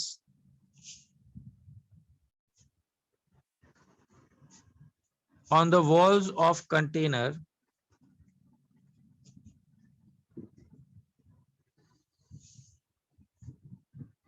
ये सर, किस लेकिन डायरेक्शन में काम कर रहा है? इसमें हम हाँ, कोलिजन बोलो। इलास्टिक ही मानते हैं क्या? हाँ, वो आउटवर्ड डायरेक्शन। लेकिन अट्रैक्टिव फोर्सेस क्या करेंगे? अट्रैक्टिव फोर्सेस क्या करेंगे? उसने बोला कि अट्रैक्टिव फोर्सेस जो होंगे मॉलिक्यूल्स के बीच में,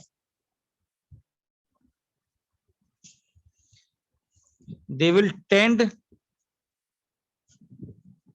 to pull them, क्या लिखूं? pull them inside, pull them away from the walls हाँ जो भी, and हाँ towards समझ the लेना, center of the container. हाँ tend to pull them away from the wall। Sir resistance type create करता हाँ रेजिस्टेंस, जो भी मतलब मेरा दिल का बात समझना चाहो, ठीक है ना। therefore the thrust on the wall, pressure on the wall, जो हम लोग एक्सपेक्ट कर रहे हैं, will now be less।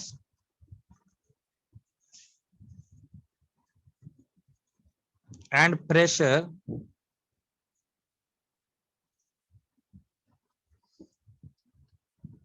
less than that exerted by, लिख ही दिया, than that exerted under ideal conditions।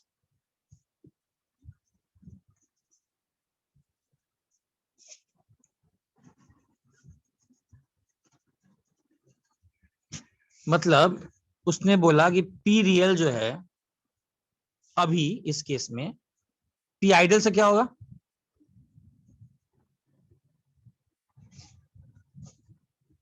तो हम लोग को जो एक्चुअल में प्रेशर ये आ रहा है, ध्यान देना, जो मैं रेड से दिखा रहा हूं, ये जो प्रेशर आ रहा है,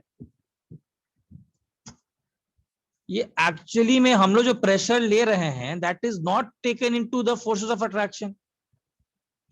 फोर्सेस ऑफ अट्रैक्शन लेंगे तो कुछ टर्म यहां से कम हो जाएगा कि नहीं? इधर दिखाता हूं, वो यहां तक पहुंचा था ना, ग्रीन में दिख रहा है सबको, वो यहां तक पहुंचा था कि नहीं? Yes sir. तो इसके हिसाब से उसने तो सिर्फ वॉल्यूम का तो थोड़ा बहुत करेक्शन उठा लिया था, लेकिन उसके हिसाब से प्रेशर जो है, जो हम लोग को आ रहा है, एक्चुअली में ये प्रेशर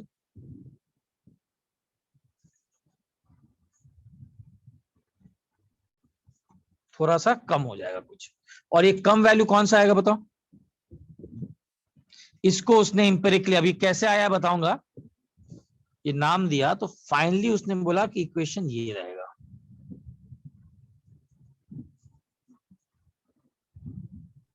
सर हाँ बोलो। सर, ये जो आपने रियल सिनेरियो है उसके नीचे जो लिखा है वो समझा सकते हो क्या वापस? ये बोल रहा हूं कि अगर इंटरमॉलिक्यूलर फोर्सेस ऑफ अट्रैक्शन लेंगे, ठीक है, अगर इंटरमॉलिक्यूलर फोर्सेस ऑफ अट्रैक्शन लेंगे तो जो ये हम लोग भी लिए नहीं है, उसने ये लाइन बोला कि मेरा जो इक्वेशन है P is equal to R T by V minus B, इस इक्वेशन में अभी भी एक मिसिंग लिंक है। What is the missing link here? What is the missing link? Intermolecular force. Intermolecular force attraction. उसको फैक्टर करना है। तो उसने बोला कि एक्चुअली में क्या हो रहा है कि इमेजिन करो एक मॉलिक्यूल है जो कंटेनर और वॉल से टकरा रहा है जस्ट। आइडियल सिनेरियो होता तो बस टकराता है, प्रेशर लेते हैं, वो सब जो काम किए थे हम लोग के। बट अगर इंटरमॉलिक्यूलर फोर्सेस ऑफ अट्रैक्शन काम कर रहे हैं तो बाकी मॉलिक्यूल्स उसको खींचेंगे ना अपनी तरफ। हाँ। तो एक चीज बताओ, ये गैस जितना प्रेशर लगा रहा है, जो हम लोग को आ रहा है, मतलब एक्चुअली में जो मेरा इक्वेशन है R T by B minus B, मैंने इसमें कहीं भी इंटरमॉलिक्यूलर फोर्स ऑफ अट्रैक्शन लिया नहीं है, हाँ सर। नहीं लिया ना। लेकिन अगर मैं ये एरर डालूं कि ये भी तो होता है, तो मतलब मेरा जो प्रेशर आना चाहिए फॉर्मूले से वो एक्चुअली में बाकी के मॉलिक्यूल्स को खींच रहे हैं ना, तो थोड़ा सा हाँ। प्रेशर जो ये लगाएगा वो क्या हो जाएगा, कुछ सर्टेन क्वांटिटी से कम हो जाएगा ना।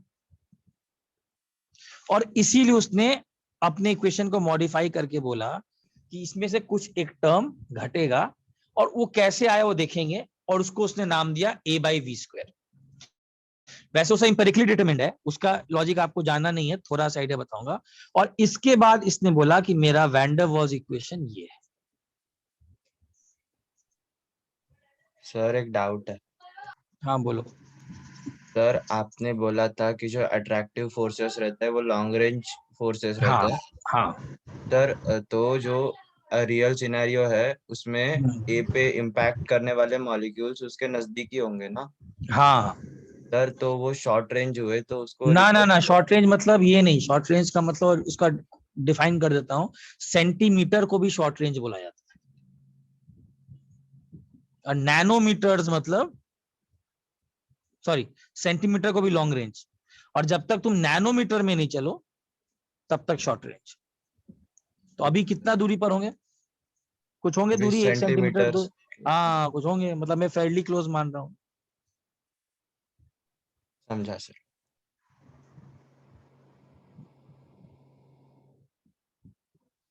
ये क्लियर है? यस इसको सर। मैं मान लेता हूँ इक्वेशन 1। एक लाइन लिखने वाला हूं, इसको नोट करो।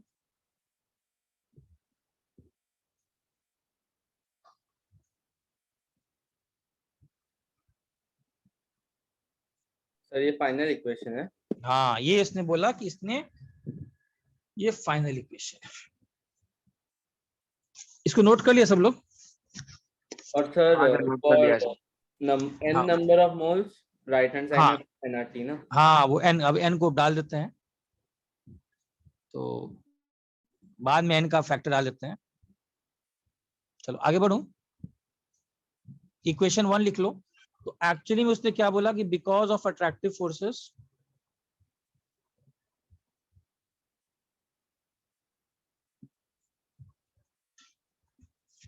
द इक्वेशन 1, जो इक्वेशन 1 में लिखा था, द प्रेशर इज लेस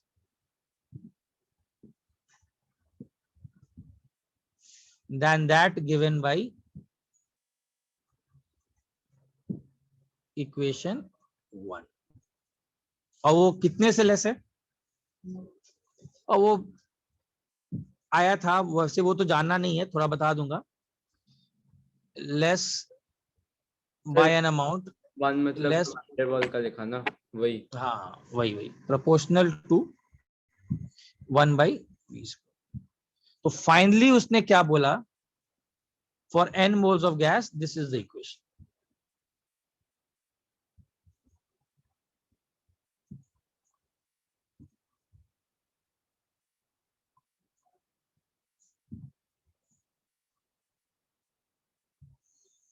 यहाँ P क्या है, what is P here? Real pressure. Yes, pressure of gas, तुम्हारे जो अंदर जो दिया हुआ है प्रेशर ऑफ गैस। मैं रियल सिनेरियो की बात कर रहा हूँ, ऑब्वियस बात है। What is V?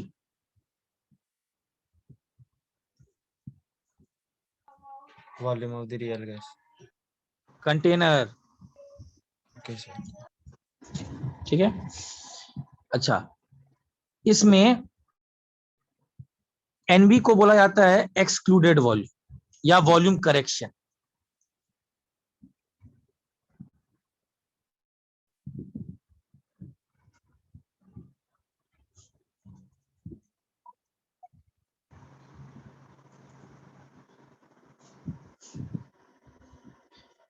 अच्छा, n² a/v² क्या है, इसको क्या बोला जाता है? Pressure correction. Pressure correction.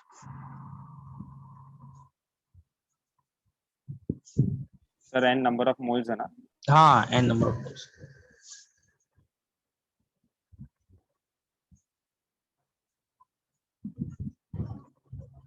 n number of T.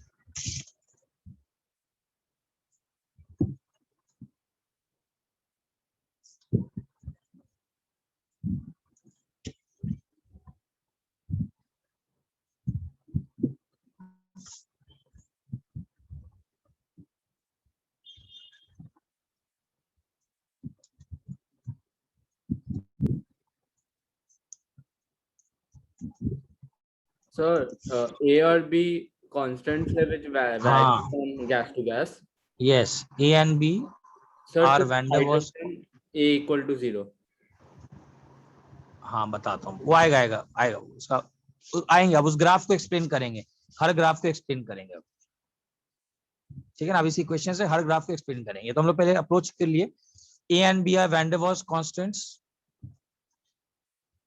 विच, वैसे तो टेम्परेचर भी डिपेंड करते हैं, बट हम लोग अज्यूम करते हैं कि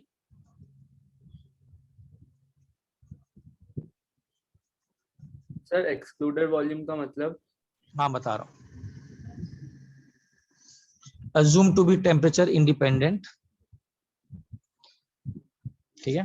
लिखो सबसे पहले आप कुछ बातें लिखो।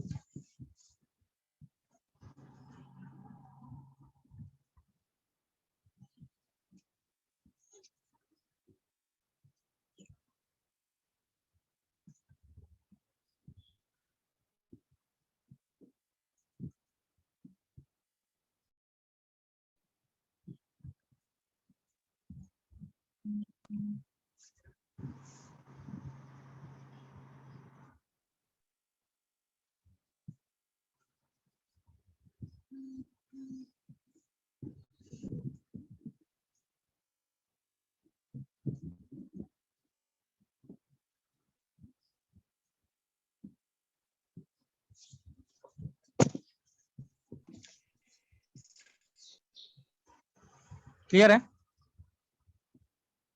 सर आपने ए एंड बी आर क्या लिखा है? Van der Waals constants.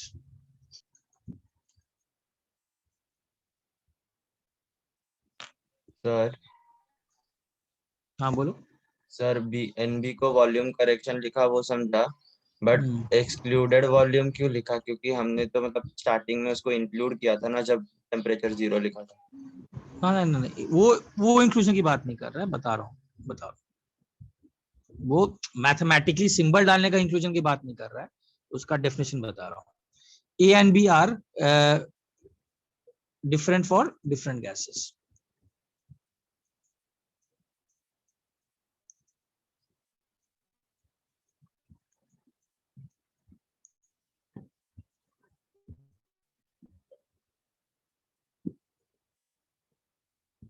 हो गया?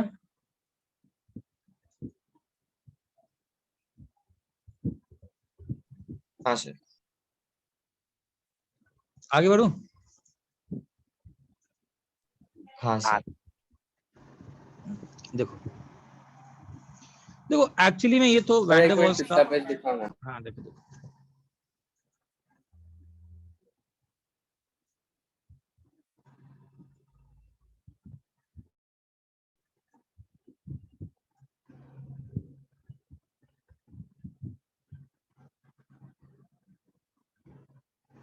हो गया सर। ठीक है। देखो वैन डर वाल्स से तो ये अप्रोच लगाया, अगर तुम इसको, हम लोग ने एक चीज बताया था, केटीजी से क्या इक्वेशन लिखा था?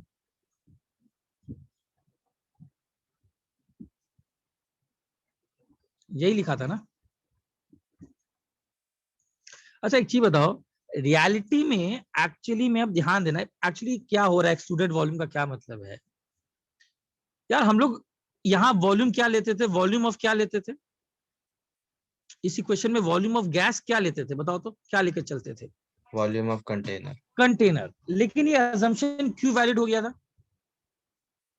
ये अजम्पशन इसलिए वैलिड हो गया था बिकॉज कंटेनर का वॉल्यूम को निग्लेक्ट कर रहे थे। बट एक चीज बताओ, रियलिटी में ये V एक्चुअली में वॉल्यूम ऑफ कंटेनर कभी था ही नहीं।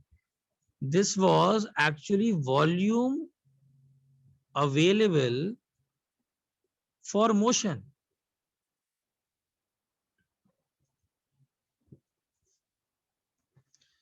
देखा जाए तो एक्चुअली में ये था।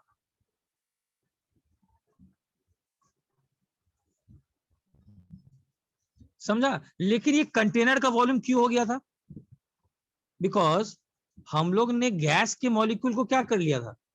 कंसीडर ही नहीं किया पॉइंट मास कर लिया था।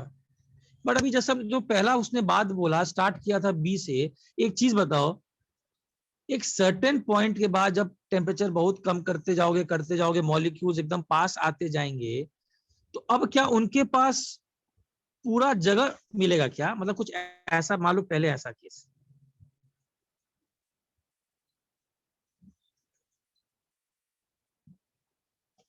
लेकिन रियलिटी में हर मॉलिक्यूल को पूरा वॉल्यूम अवेलेबल नहीं है घूमने के लिए।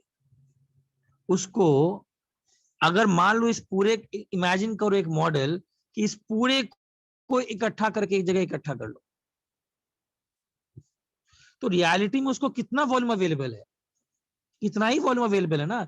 इनका खुद का वॉल्यूम तो अवेलेबल नहीं है ना। इसी को उन्होंने क्या वॉल्यूम बोला? तो इसीलिए रियलिटी में वो V कभी भी वॉल्यूम ऑफ कंटेनर था ही नहीं। वो क्या था? Volume available for motion. और अगर रियल गैस है तो उसमें कितना वॉल्यूम अवेलेबल फॉर मोशन होगा बताओ? कंटेनर का वॉल्यूम माइनस क्या करेंगे? Volume of each molecule. मतलब कलेक्टिव हाँ volume. Sir, number of molecules into और वॉल्यूम। उसी को तो याद है, जब लिक्विफाई कर देगा तो एक जगह जब लिक्विड बन जाएगा तो वही तो कुछ ऐसा वॉल्यूम था। वो कुछ टर्म है, कैसे आया पता नहीं, रफली तो वही तो था। इसीलिए इसको उसने कौन सा नाम दिया? कौन सा नाम दिया इसको? This is excluded volume. इतना वॉल्यूम अवेलेबल नहीं है। अच्छा, इसमें ये प्रेशर क्या था? This was pressure on the walls considering क्या? Gas ideal. हाँ, no intermolecular forces of attraction, यही था ना।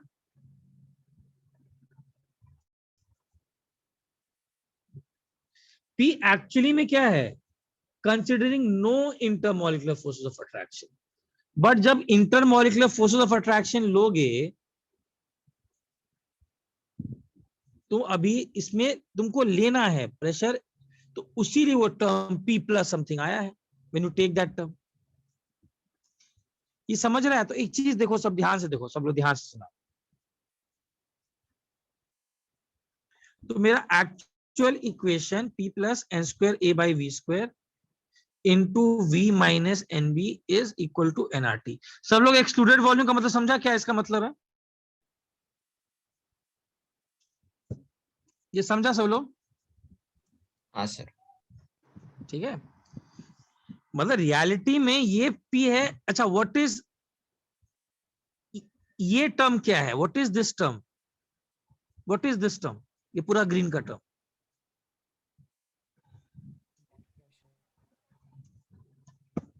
this is pressure on the walls considering what? Intermolecular force of attraction. Intermolecular force of attraction. मतलब obvious बात है, मेरा जो P आ रहा है, मेरा जो भी P आ रहा है, उसमें जब तक जो मेरा रियल गैस का प्रेशर आ रहा है, वो तो हम लोग इंटरमॉलिक्यूलर फोर्स ऑफ अट्रैक्शन, उसको अगर आइडियल बनाना है, ये इक्वेशन सब्स्टिट्यूट करना है, तो मुझे कुछ टर्म ऐड करना पड़ेगा ना। ऐसे भी समझ सकते हो ना, दो तरीके समझ सकते हो, या तो ऐसे समझ लो,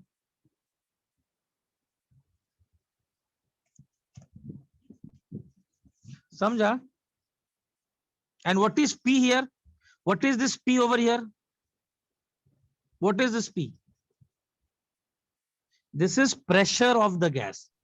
ये मत समझना कि sir this is the total pressure of the gas. Pressure of the gas is P. तो पीवी एनआरटी में लगाने के लिए उसने ऐसे भी वही बात बोला कि एक्चुअली में volume available for motion to the gas molecules is not V in real gas, is not the volume of the container. For real gas कुछ वॉल्यूम एक्सक्लूडेड होगा. This is NB. तो V minus NB is the actual volume that is available.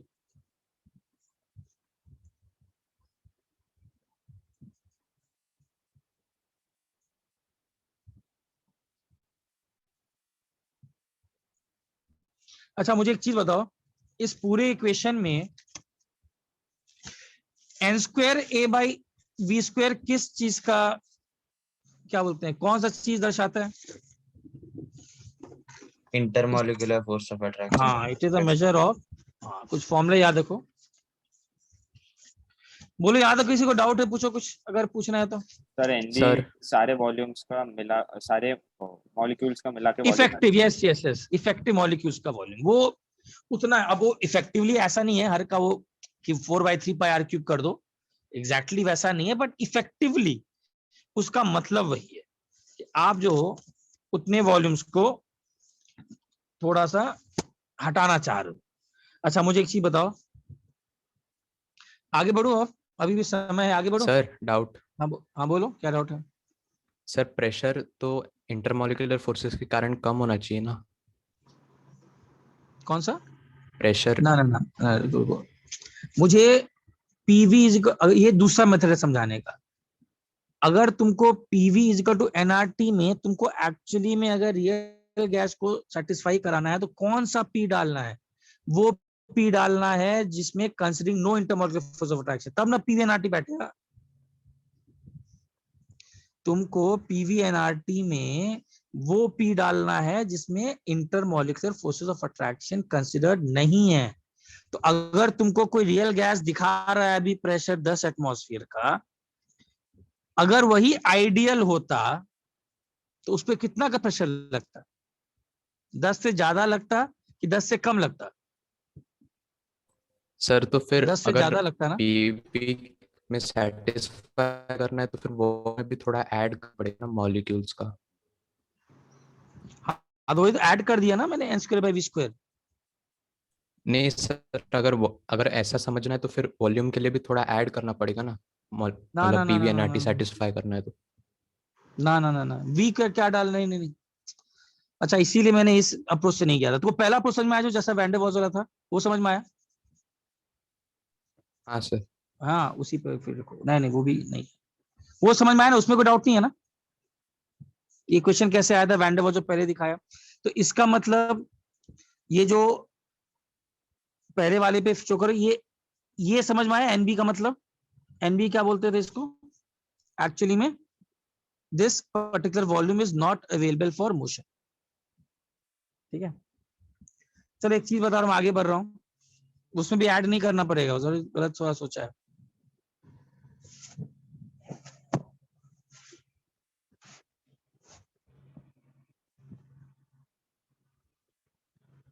अच्छा मुझे बोलो, at very very low pressures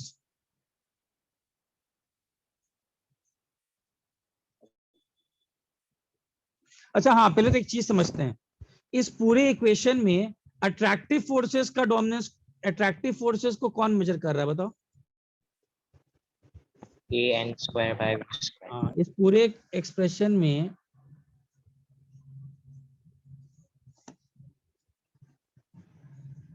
attractive forces को कौन major कर रहा है? n² a/v² वाला टर्म. यस, याद रखना. ये डोमिनेंट कब है? ये inter measure of attractive forces. अच्छा, रिपल्सिव फोर्सेस को कौन मेजर कर रहा है? nb. यस, रिपल्सिव फोर्सेस का मेजर एनबी ही है.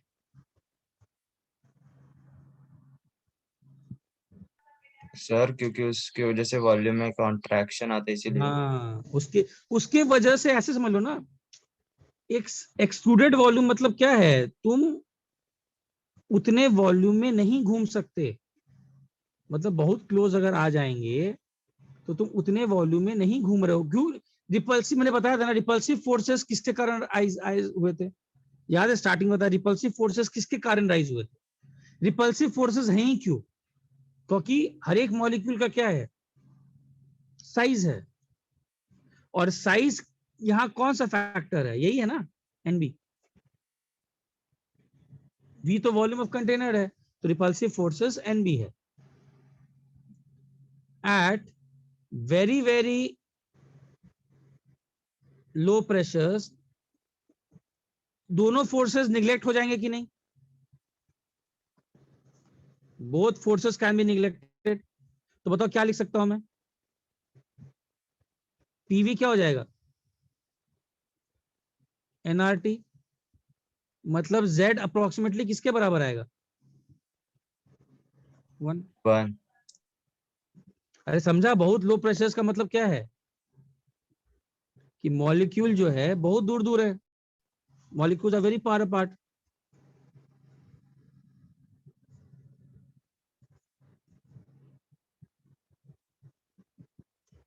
अच्छा, at moderate pressures, moderate pressures का मतलब ज्यादा पास भी नहीं, ज्यादा दूर भी नहीं। हाँ, मतलब रिपल्सिव तो नहीं ही है। कौन से फोर्सेस अब देंगे? एनबी वाले फोर्स को क्या कर देंगे? रिपल्सिव फोर्सेस को Neglect क्या कर करेंगे? देंगे। निगलेक्ट कर देंगे।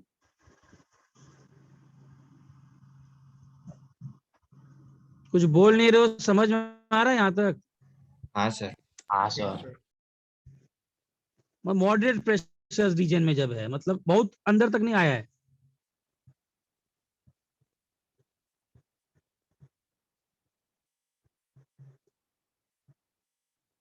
ये लिख सकते हैं ना?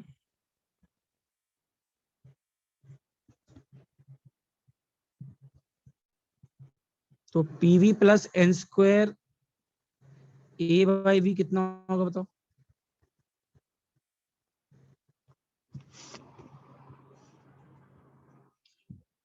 हर साइड को पीवी बाई एनआरटी से ये कर सकता हूं।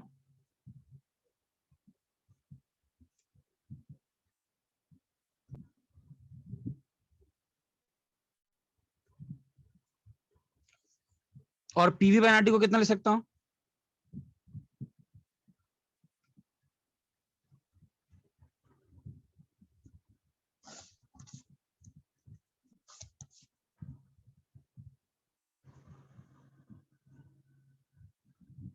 मतलब Z का वैल्यू क्या आ रहा है बताओ? मॉडरेट प्रेशर्स में Z का वैल्यू क्या आ रहा है बताओ? Z का वैल्यू 1 से कम आ रहा है कि लेस देन 1 आ रहा है? कम लेस आएगा। देन 1 आ रहा है। इसका मतलब कौन से फोर्सेस डोमिनेट कर रहे हैं? कौन से फोर्सेस डोमिनेट कर रहे हैं? अट्रैक्टिव। अट्रैक्टिव। और थोड़ा सा आगे ग्राफ देखेंगे, याद आ रहा है, कुछ गैस के मॉलिक्यूल्स ऐसे जा रहे थे तो नीचे आ रहा था कि नहीं 1 से? याद है 1 से नीचे आ रहा था। हाँ सर। तो अभी उसको देखेंगे, हम लोग एक्सप्लेन करेंगे उसको। सर आप एक्सटेंड कर रहे हो आज का क्लास? हाँ, थोड़ा देर अब छोड़ने वाला हूँ, बस एक चीज लिखा दूं। और एट वेरी हाई प्रेशर्स क्या होगा बताओ? Na स्क्वायर Na रिपल्सिव वो डोमिनेट वाला करेगा। जीरो। हाँ, एक सर्टेन पॉइंट के बाद मॉलिक्यूल्स बहुत क्लोज आ गए होंगे। सर तो वो जो बेसिक लॉ है वो कब अप्लाई होता है? कौन सा लॉ? मतलब पीवीआरटी? लॉ नहीं, जो बेसिक इक्वेशन दिया है ना, तो वो कब अप्लाई होएगा?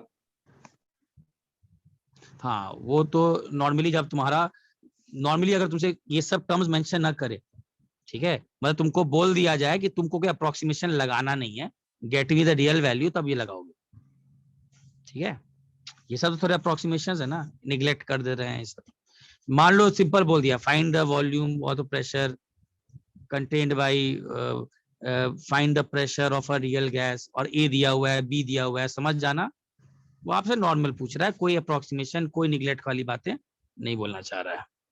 ठीक है। क्या होगा बताओ, ये किसको निगलेक्ट कर देंगे? अट्रैक्टिव फोर्सेस, तो क्या बन जाएगा?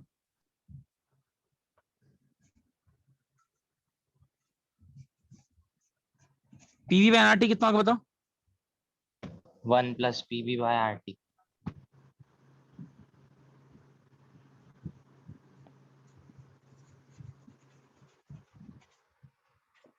मतलब z का वैल्यू कितना आ जाएगा बताओ? 1 से ज्यादा आएगा, 1 plus 1 से ज्यादा आएगा।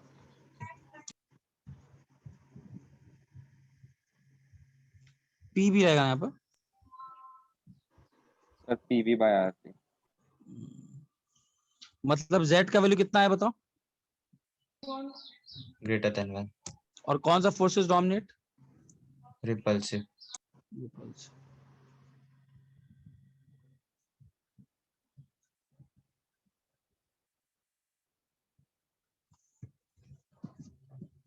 ये समझा सब लोग?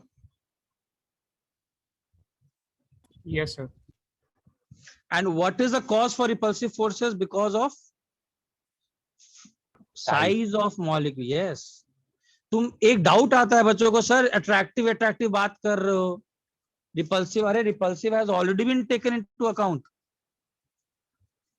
एक सर्टेन लेवल के बाद लिक्विड इनकम्प्रेसिबल है, इसका मतलब क्या बोलना चाह रहा है कि भाई अब मैं और नहीं दबूंगा।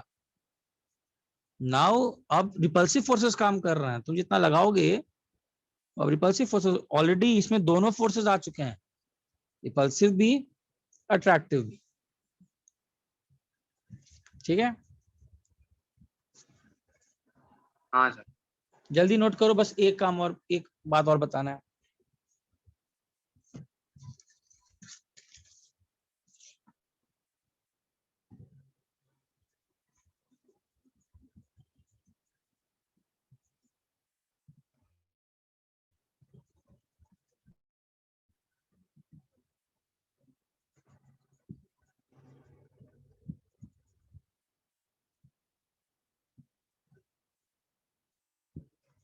Yes sir, done. Sir 1 minute.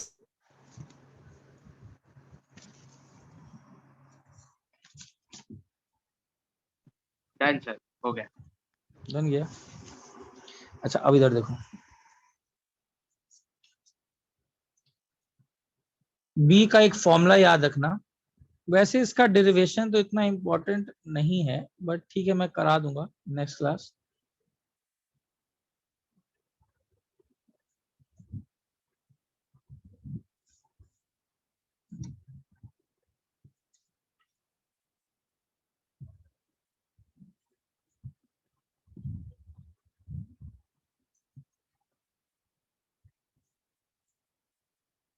ये बी का फॉर्मूला याद रखना,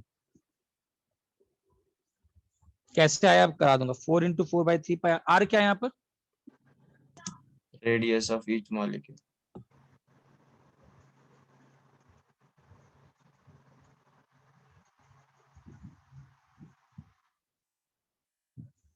radius of each gas molecule. एक तो ये फॉर्मूला आप लोग याद रखिएगा, और सर इंटू 4 क्यों किया?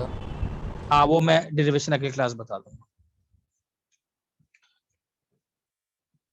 मैं अगले क्लास बता दूंगा कि ऐसा क्यों कर रहा हूं। सर कुछ हिंट दे दो ना, सोच लेंगे। नहीं थोड़ा उसको टफ पड़ेगा तुम लोग के लिए, थोड़ा डेरिवेशन, एक्चुअली डेरिवेशन है भी नहीं वो, तो मैं थोड़ा बताने की कोशिश करूंगा ताकि थोड़ा आइडिया आए क्या बोलना चाह रहा है वो। ठीक है, और मैं कर अभी के लिए इसको छोड़ो। ठीक है चलो इसको आगे ही देखते हैं, आगे करेंगे। ठीक है, अच्छा कल भी हम लोग कंटिन्यू करेंगे यहीं से, हाँ सर। है ना। इसको मैं लास्ट में इसका बता दूंगा, इसका और n²a/v² का भी दे दूंगा। एक्चुअली पहले सिलेबस में जो इंपॉर्टेंट पार्ट है उसको तो खत्म करूं, मुझे अभी विरियल इक्वेशन में जाना है और लिक्विफिकेशन में जाना है।